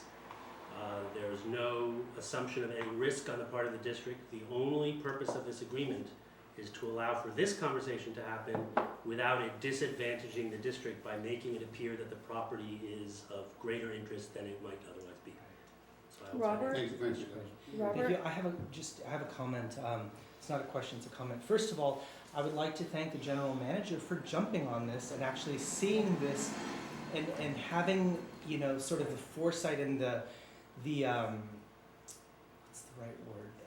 Opportunity. Just jumping on the opportunity, basically, and looking after the best interest of the district by kind of doing a brilliant ENA move, which is, what, a 24-hour, whatever it is that you did, so that someone else doesn't try to undercut us. Of course, an ENA, I'm fully familiar with ENAs because at the Port of Oakland, we just did one. And it's a 1-year exclusive ENA with the Oakland A's to take a whole year to determine whether or not a certain marine terminal would be used for the Oakland A's ballpark. So what it does, basically, this ENA, my understanding, as you just said, Steve Miller, is that it doesn't commit us to anything. It just commits us to talking. I'm fine with that. I'm totally fine with that. Thank you. It doesn't commit you to talking, It it commits, prohibits the other side from talking to someone else. Okay, and that. Thank you. Tom? The staff report was inclusive of facts, history, and process. I move to authorize the general manager to extend the exclusive negotiation agreement with the owner of parcel APN 047252240 so that the general manager may continue with due diligence research on the subject property and return to this commission with recommendations as may be necessary prior to the expiration of the exclusive negotiation agreement. Second. Okay. Sabrina, if you have some last I have comments. some Ed, questions. please. And there is a and some motion in a comments. second. So it's 90 days that you've That's what, added to this? yes. Or zero, I mean, I think if Yeah, you, 0 if you or vote, 90 days. if you vote no, it ends now. So, Or you could probably, well, I suppose if you wanted a different time period, you'd have to negotiate. so I guess the first thing I should say is I'm not completely, my memory is different than yours with respect to the direction. I think what I remember is we said research the concept of a permanent home and not actually develop a whole package, which it seems like what you did. And what's missing from this is, number one, we don't have a strategic plan that looks into whether we really should have a permanent home or whether we're better off just doing what we're doing now and just renovating a building like we're planning on doing. The cost-benefit analysis of that hasn't been done. We can't really do that in 90 days of cost-benefit plus work on a strategic plan so that the public knows what we're doing and get input from them. If I'm not mistaken, the fire district in Menlo Park got into trouble for doing exactly that. So Well, we would that's need the subjective. time to do proper research on something like this and make a decision based on all the information that we need, and I don't see that 90 days would actually do that. Okay. That may be the case, Commissioner Arenas. I think it's really important to stress that this is a no obligation situation. I think the strategic planning issue is certainly relevant based on the discussions with the board last year. But again, I'd say that this is, I can't control when an opportunity presents. And I try to Yeah, I express that understand in the board package. The economic analysis Certainly, I didn't, haven't done that yet. I don't actually think that that's a tremendously complex financial analysis. If we take the rent that we're paying now and increase it 3% a year, we get a total spent on rent. So if it's so simple, why didn't you include that in this? It's an Because- important decision for us. We're not deciding on the economic analysis. I'm I asking. understand that, but we have, I mean, you clearly spent a lot of time on. I did, and I ran out of time before the board package was due, and this was published last Friday, and I have spent a little time with an Excel spreadsheet looking at cumulative rents over the next 20 years and possible construction costs at $400 a square foot and that sort of thing. But I don't have anything that's ready for prime time, that's for sure. Okay. There's a motion and a second on the floor. Can we call for the question? No, because we haven't all had a chance to discuss Actually, we've it. all talked about it except for me. I have not Yes, you finished, but have. I'm You've happy talked to hear about what it. you have to Have you say. called for the question? I just called for the question. Okay. I guess, we'll do a roll call. You're cutting off discussion? Yeah, I did you've not had your get to you've discuss had- this You've had a lot after of opportunities to discuss. After the Roll call, motion was please. The made, question every has board been called. member should be able to discuss the item. Is this really how you want to chair the meeting, Virginia? This is not I don't good wanna chair waste, I behavior. don't want to waste time, which I believe, Every two board of y'all are member trying to is do. entitled to have okay, we discussion have a after motion the and. motion is called. That is Robert's rules. We are bound by Robert's rules and you are not following them. You are You violating know what? Robert's It's my rules. turn to talk then. Okay. I think that what the general manager is asking is just to move forward with due diligence research. He's not signing a contract. I don't think there's anything wrong with that. I think that comparing another special district is, without knowing the full situation, is totally inappropriate. It is not relevant in this situation. So we do have a motion and we have a second, and and there's been a call for the question, so let's call for the I would question. like to make my discussion Okay, comment. one quick comment.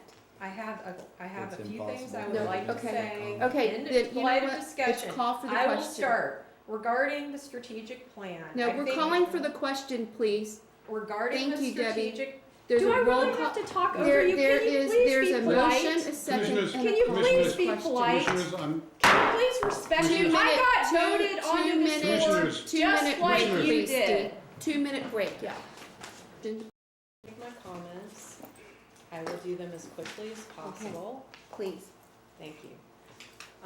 So I want to follow up on what Ed pointed out about the strategic plan, and we did discuss this previously when this topic came up in the past, and it was agreed that the strategic plan is the guide that we need before we start making property purchases. And in addition to that, we also need a master plan, and we've discussed the fact that we start with a strategic plan, then we move to the master plan. So I would like to respect that process, and that's why I'll be voting no for this.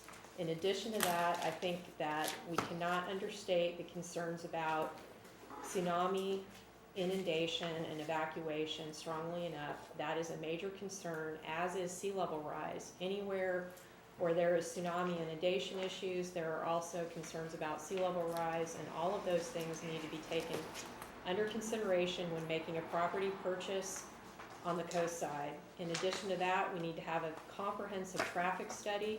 There have been deaths at that location at Highway 1, which is pointed out in the Half Moon Bay Review in the little article that they did on this agenda item. They mentioned the fatalities there. We know there's a serious traffic problem there. We know what's going on with the parking lot in Sam's. None of that is mentioned here. All of those issues need to get delved into. This particular location, the reason that the fire district didn't decide to purchase that property when they were looking at it was because of all these things I just mentioned. It was not good egress. They realized that it was going to be very difficult to get in and out there, and it was going to cause a lot of traffic problems, which we already have. And so if you live here, you know what I'm talking about. So those issues came up when the fire district was looking at that property. They were smart. They decided to buy our property in a great location, and now they're building a fire station in a place where we could have built a building. But sadly, we gave up that property to the fire district, so we're out the property. It doesn't mean that there isn't another better property than this particular location. I believe the community's gonna fight this location. It's got all kinds of problems. We need to be very, very careful about what we're doing here and not get ourselves into another situation like we did when we bought Romeo Pier. And we all know we bought a pier without access to the pier. It made no sense. For whatever reasons, the board did it at the time, thinking that somehow they could make it work. It never worked. Then we had to spend millions and millions of dollars tearing it down. I don't want to see this district make a poor property purchase. So for that reason, I'm also not supporting this. I think it needs a lot more investigation. Nobody's lining up to buy that property because of all the problems with it. And here comes the Harbor District. We're gonna be the fools that sign up for this. I don't think it's a good idea, frankly, and I don't know why Steve would think it's a good idea, but I think if we're truly going to look for property for an administrative building, we should hire a realtor, we should work on our strategic plan, we should look at the cost-benefit analysis, of course, that's easy.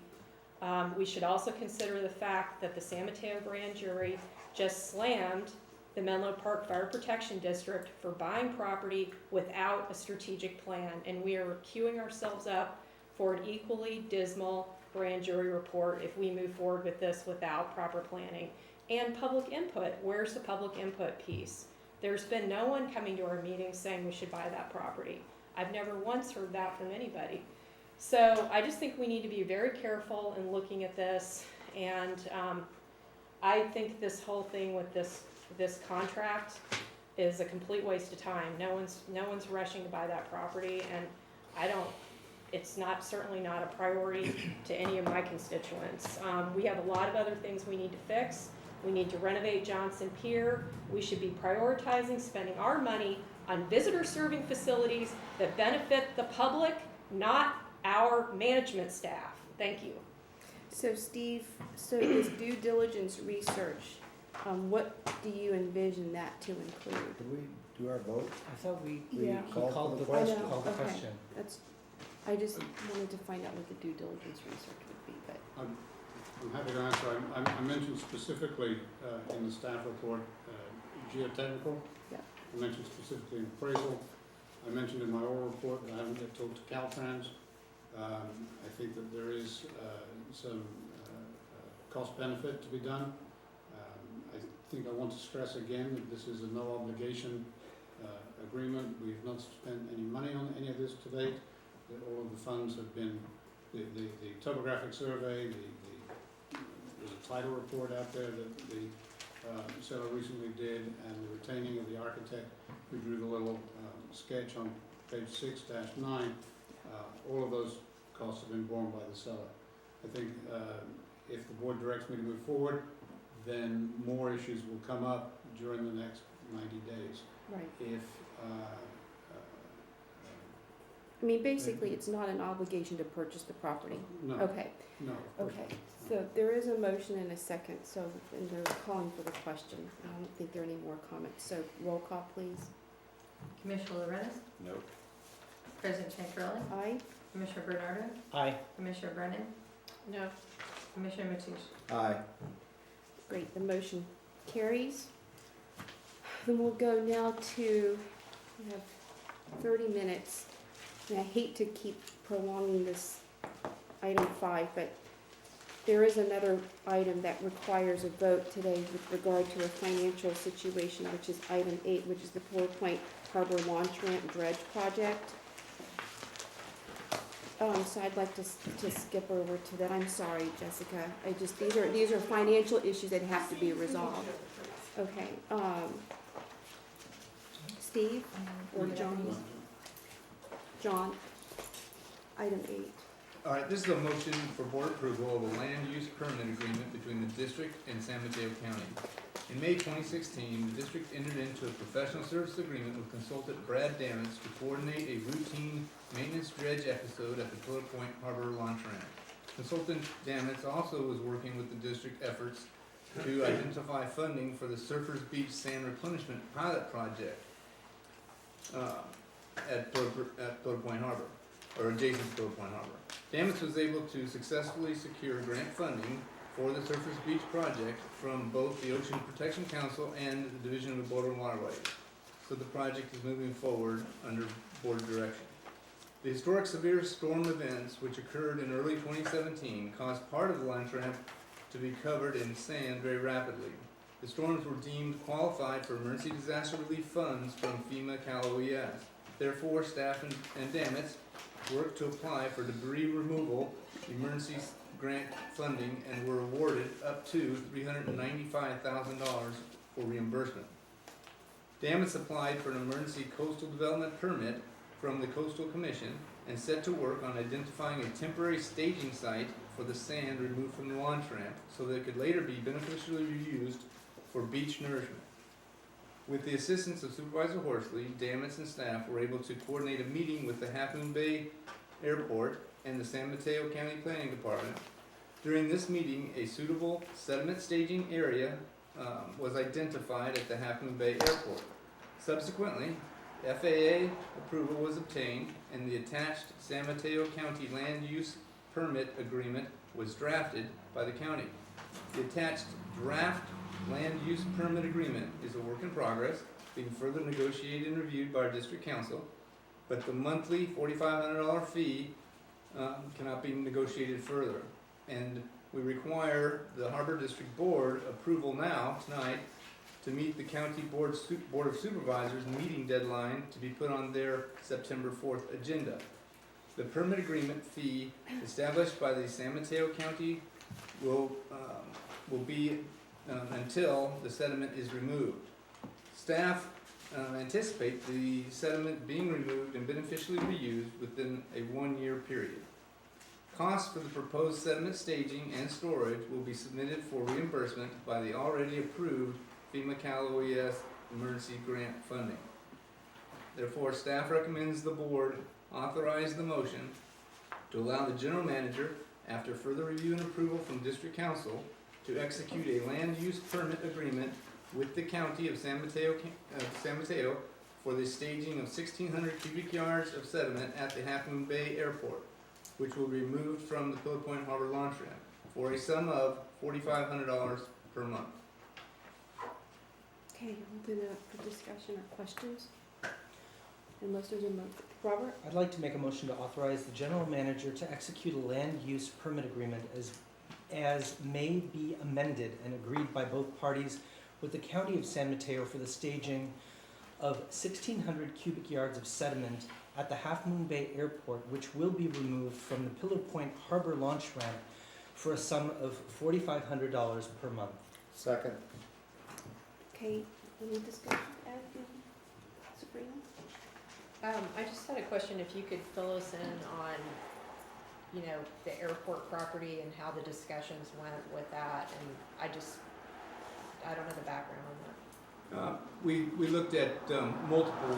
Brad Damitz, our consultant's been working on the Pilot Surfers Beach replenishment project and the launch ramp dredge project, along with myself. We investigated and attended a meeting, in fact, at the Granada Special Services District, attempting to locate and identify different sites for potential staging of the sand so that it was not disposed of upland, because it's good, clean sand. So we wanted to use it for beneficial reuse for beach nourishment, either at West Trail or at Surfers Beach. And Brad Damitz came up with the idea that maybe the airport might have a space. We later found that, in fact, when the tunnel project, when the US 1 tunnel project was being done, the airport allowed Caltrans to use a section of land, and fortunately, Supervisor Horsley was helped us get a meeting, and at that meeting, we were able to identify the section of suitable land for use. And then subsequently, the agreement was drawn up by the San Mateo County Planning Department. Thank you So very much. I do have a quick comment. Okay, So please. it just struck me that, listening to your narrative, that it sounded like, oh, we just did this and it was so easy, but Brad Dramitz, our consultant, did a fantastic job. He had to negotiate a multitude of agencies and paperwork to make this happen. Just moving the dredge spoils and finding a place to put them almost took an act of the universe to do this, and we explored lots of options, and both John and Brad persevered and made it happen. This was not an easy thing to do, so I'm very happy that this is in front of us, and you guys did a great job. Thank you. Yeah, thank you. Okay, so if there are no more comments, then we'll take a roll call, please. Commissioner Matoush, Aye. Commissioner Brennan, Aye. Commissioner Bernardo, Aye.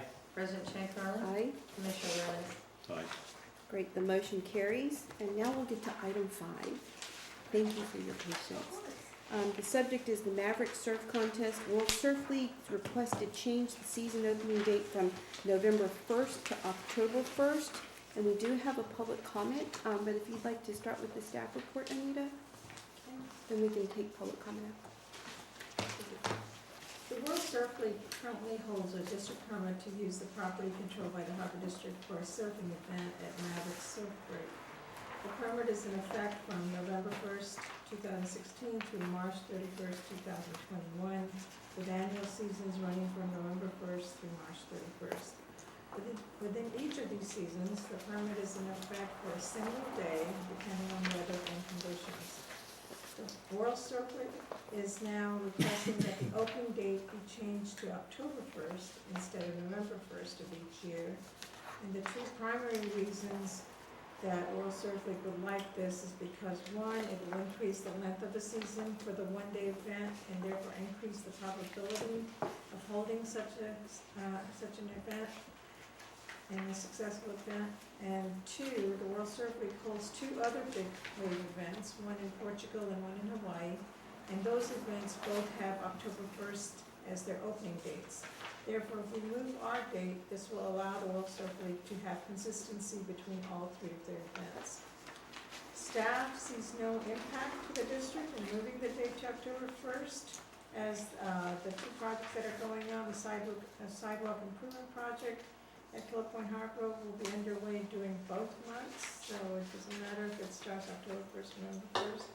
And the other thing that's going on, the crab pot staging will begin mid-October in the upper parking lot and will continue into mid-November at the earliest, so we're not having an impact on that. This change will have no fiscal impact for this Harbor District. Therefore, the recommendation and the motion is to approve the request by the World Surf League to change the season opening date for its annual surfing event from November 1st to October 1st each year, and authorize the general manager to amend permit number 2016-1 to effect such a change in date. If the commission approves the World Surf League's request, the general manager will work with them to amend the permit, with the only changes being those necessary to affect the date change. All other terms and conditions will remain unchanged. Okay, I'll open it up to public comment. Jessica, we're from the World Surf League. Thank you for being here. Of course, thank you for considering the agenda item, and Ms. Kyle, thank you so much for this recommendation. Thank you. In terms of the agenda item, I think it's pretty straightforward. If you want to proceed, I know it's getting late for everybody, and I'll be here if there's anything that needs to be addressed. Could you give us your full name for the record, please? Yeah, Jessica Wolf. I have it on here. Go. Okay. I'll open it up to. Thank you. Thank you. I'll close public comments. That's it for Commissioner public comments? Yeah. Yeah, I only have, And I would just point out, by the way, that last evening we did receive a Yes, letter yes, yes. from the Committee for Equity in Women in Surfing, and that's on the table out there, and it's been distributed to the board. Okay, thank you. Okay, Ed? Okay, so, thank you for being here. Of course, thank you. Seems to me that adding another month of contest is an opportunity for the district to review the contract and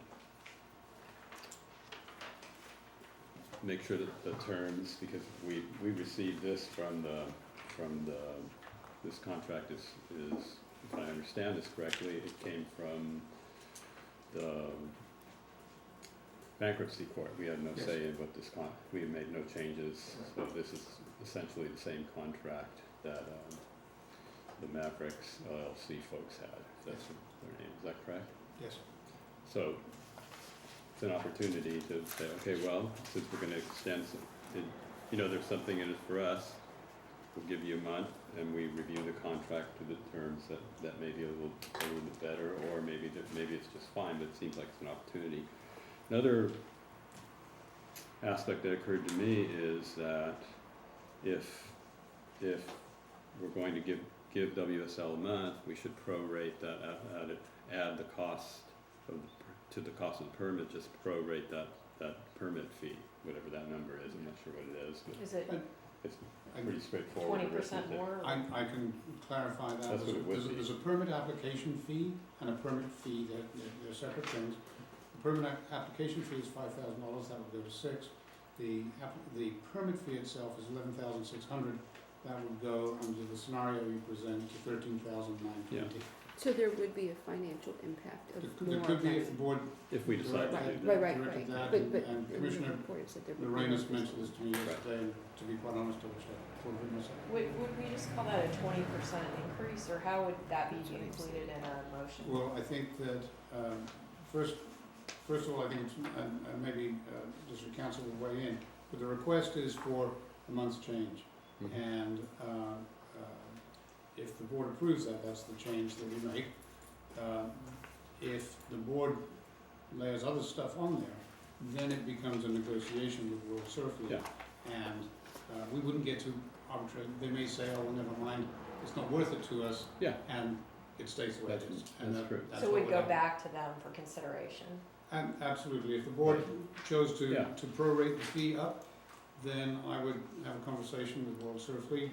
They would say, no, we're not gonna do that, in which case the permit stays exactly where it is with the November 1 yeah, start. I understand. Or they say, yeah, it's worth it to us to do that, I would then add that amendment to the other changes necessary to effect the change from November to October.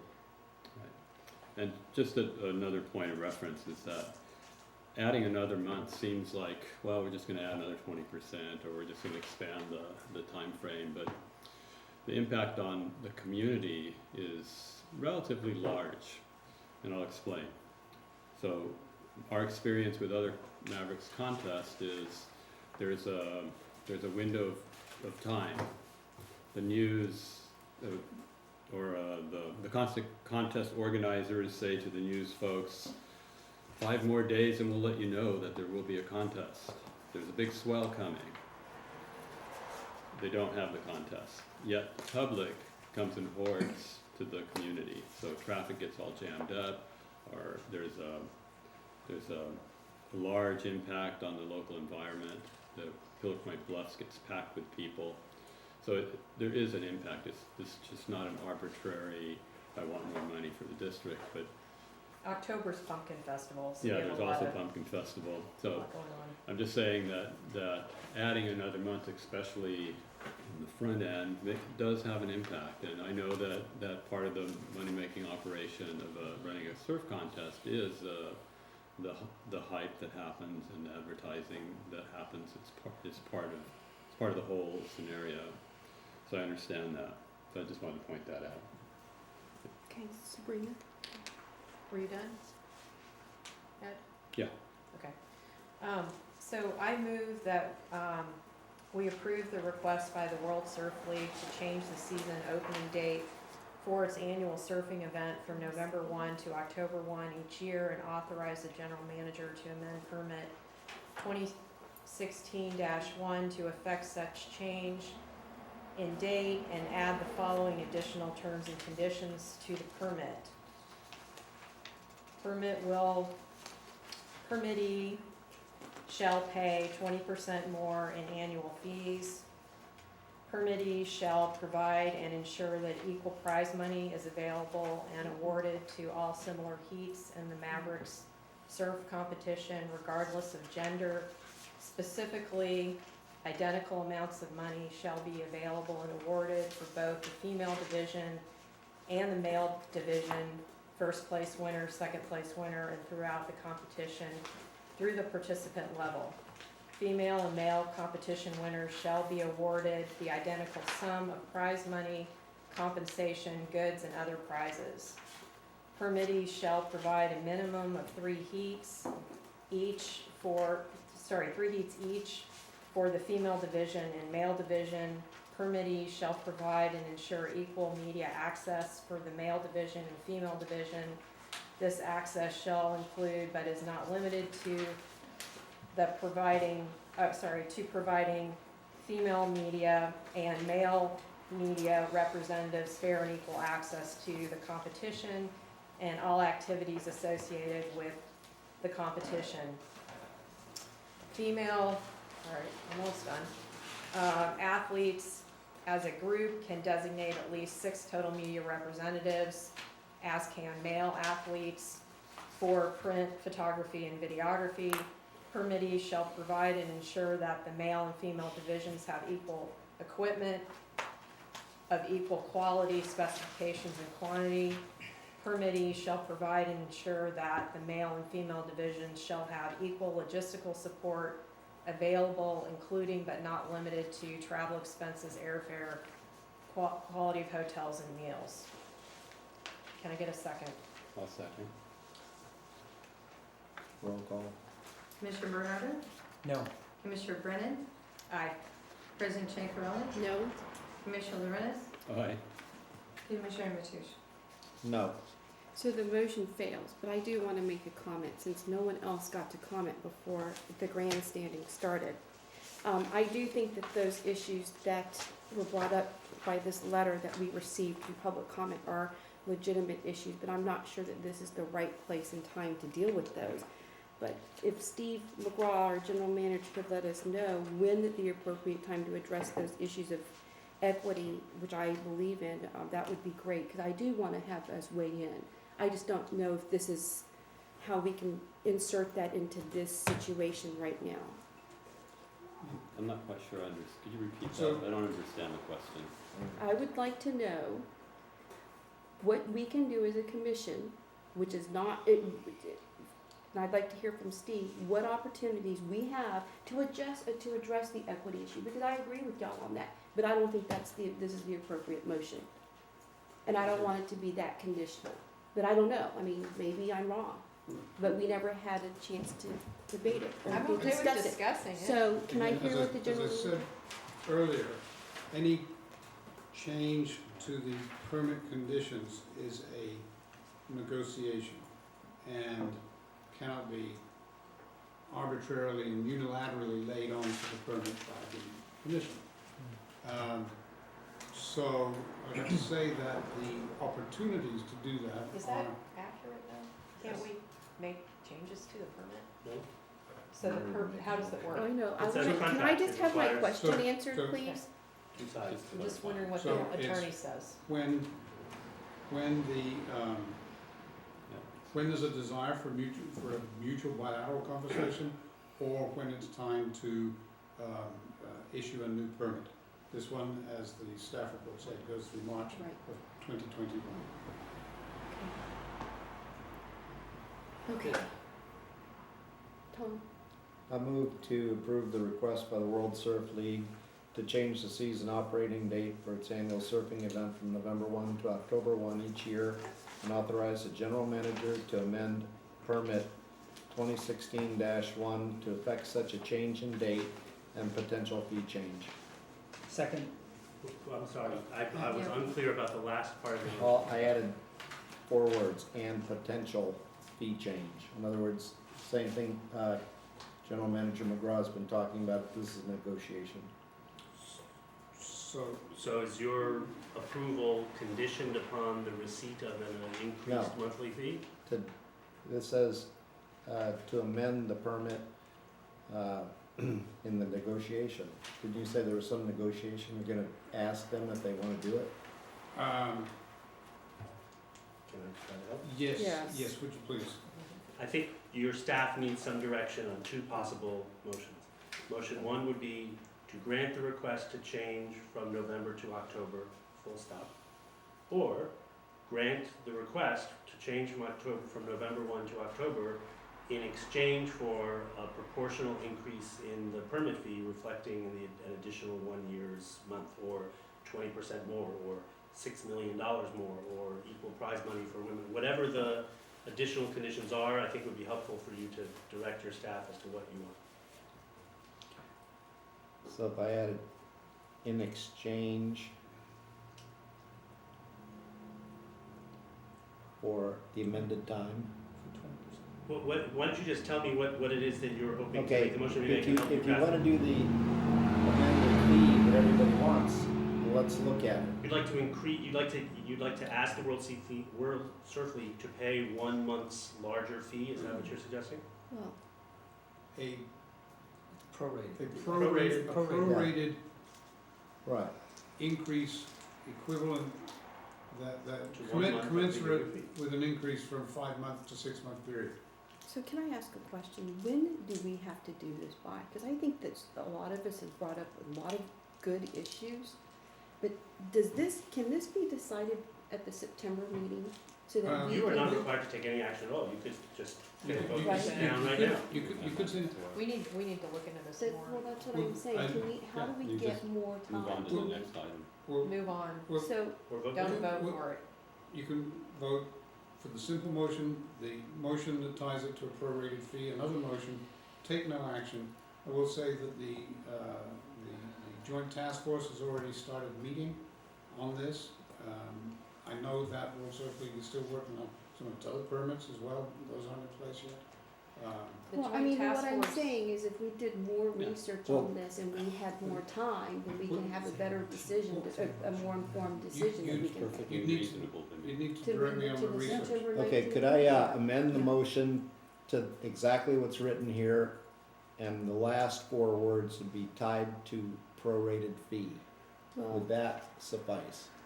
If that's the motion and that passes, then I I would think like that more that gives time. us clear, because we don't have to do this Direction. now I mean, until I we know what can that figure means. out the financial impact. It's fine, to me. So anyway, that's my motion as it stands. I'll second that motion. Okay. President I would, Chaperone? no.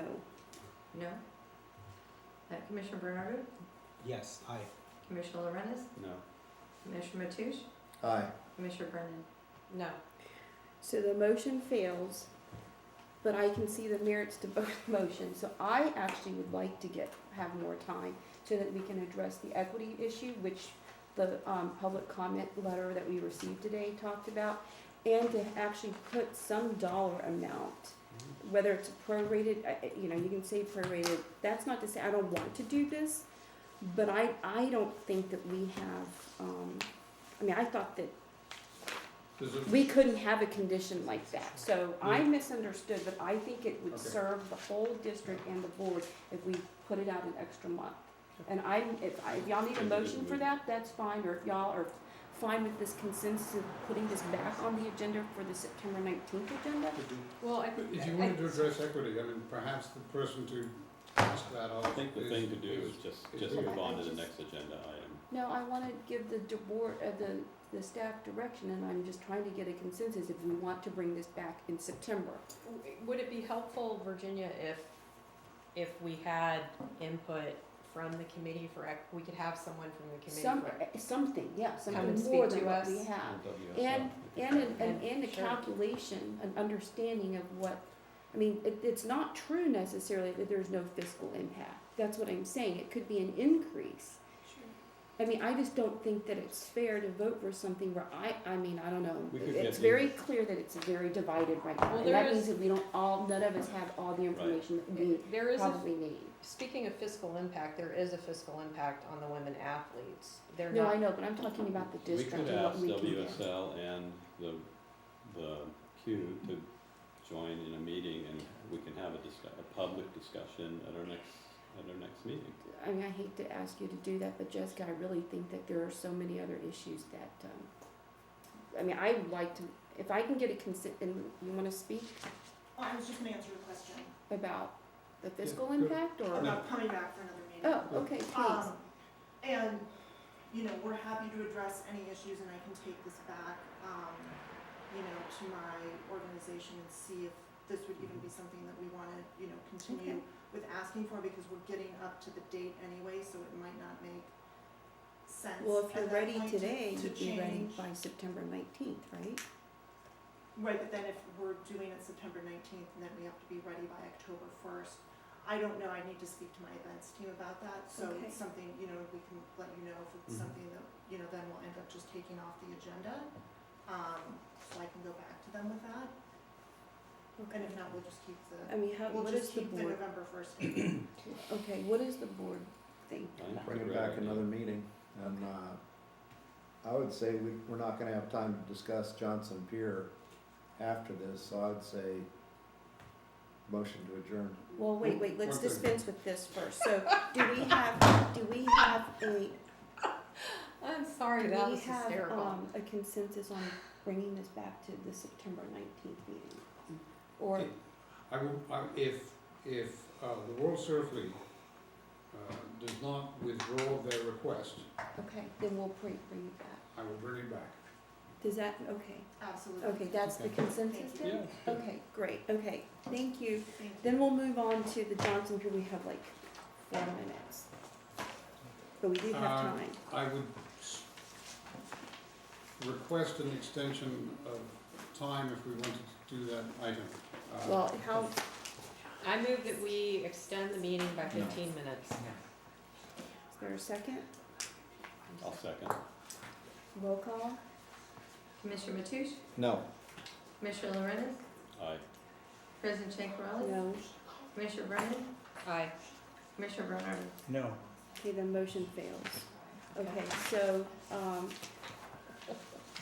we still have a few minutes and we can, talk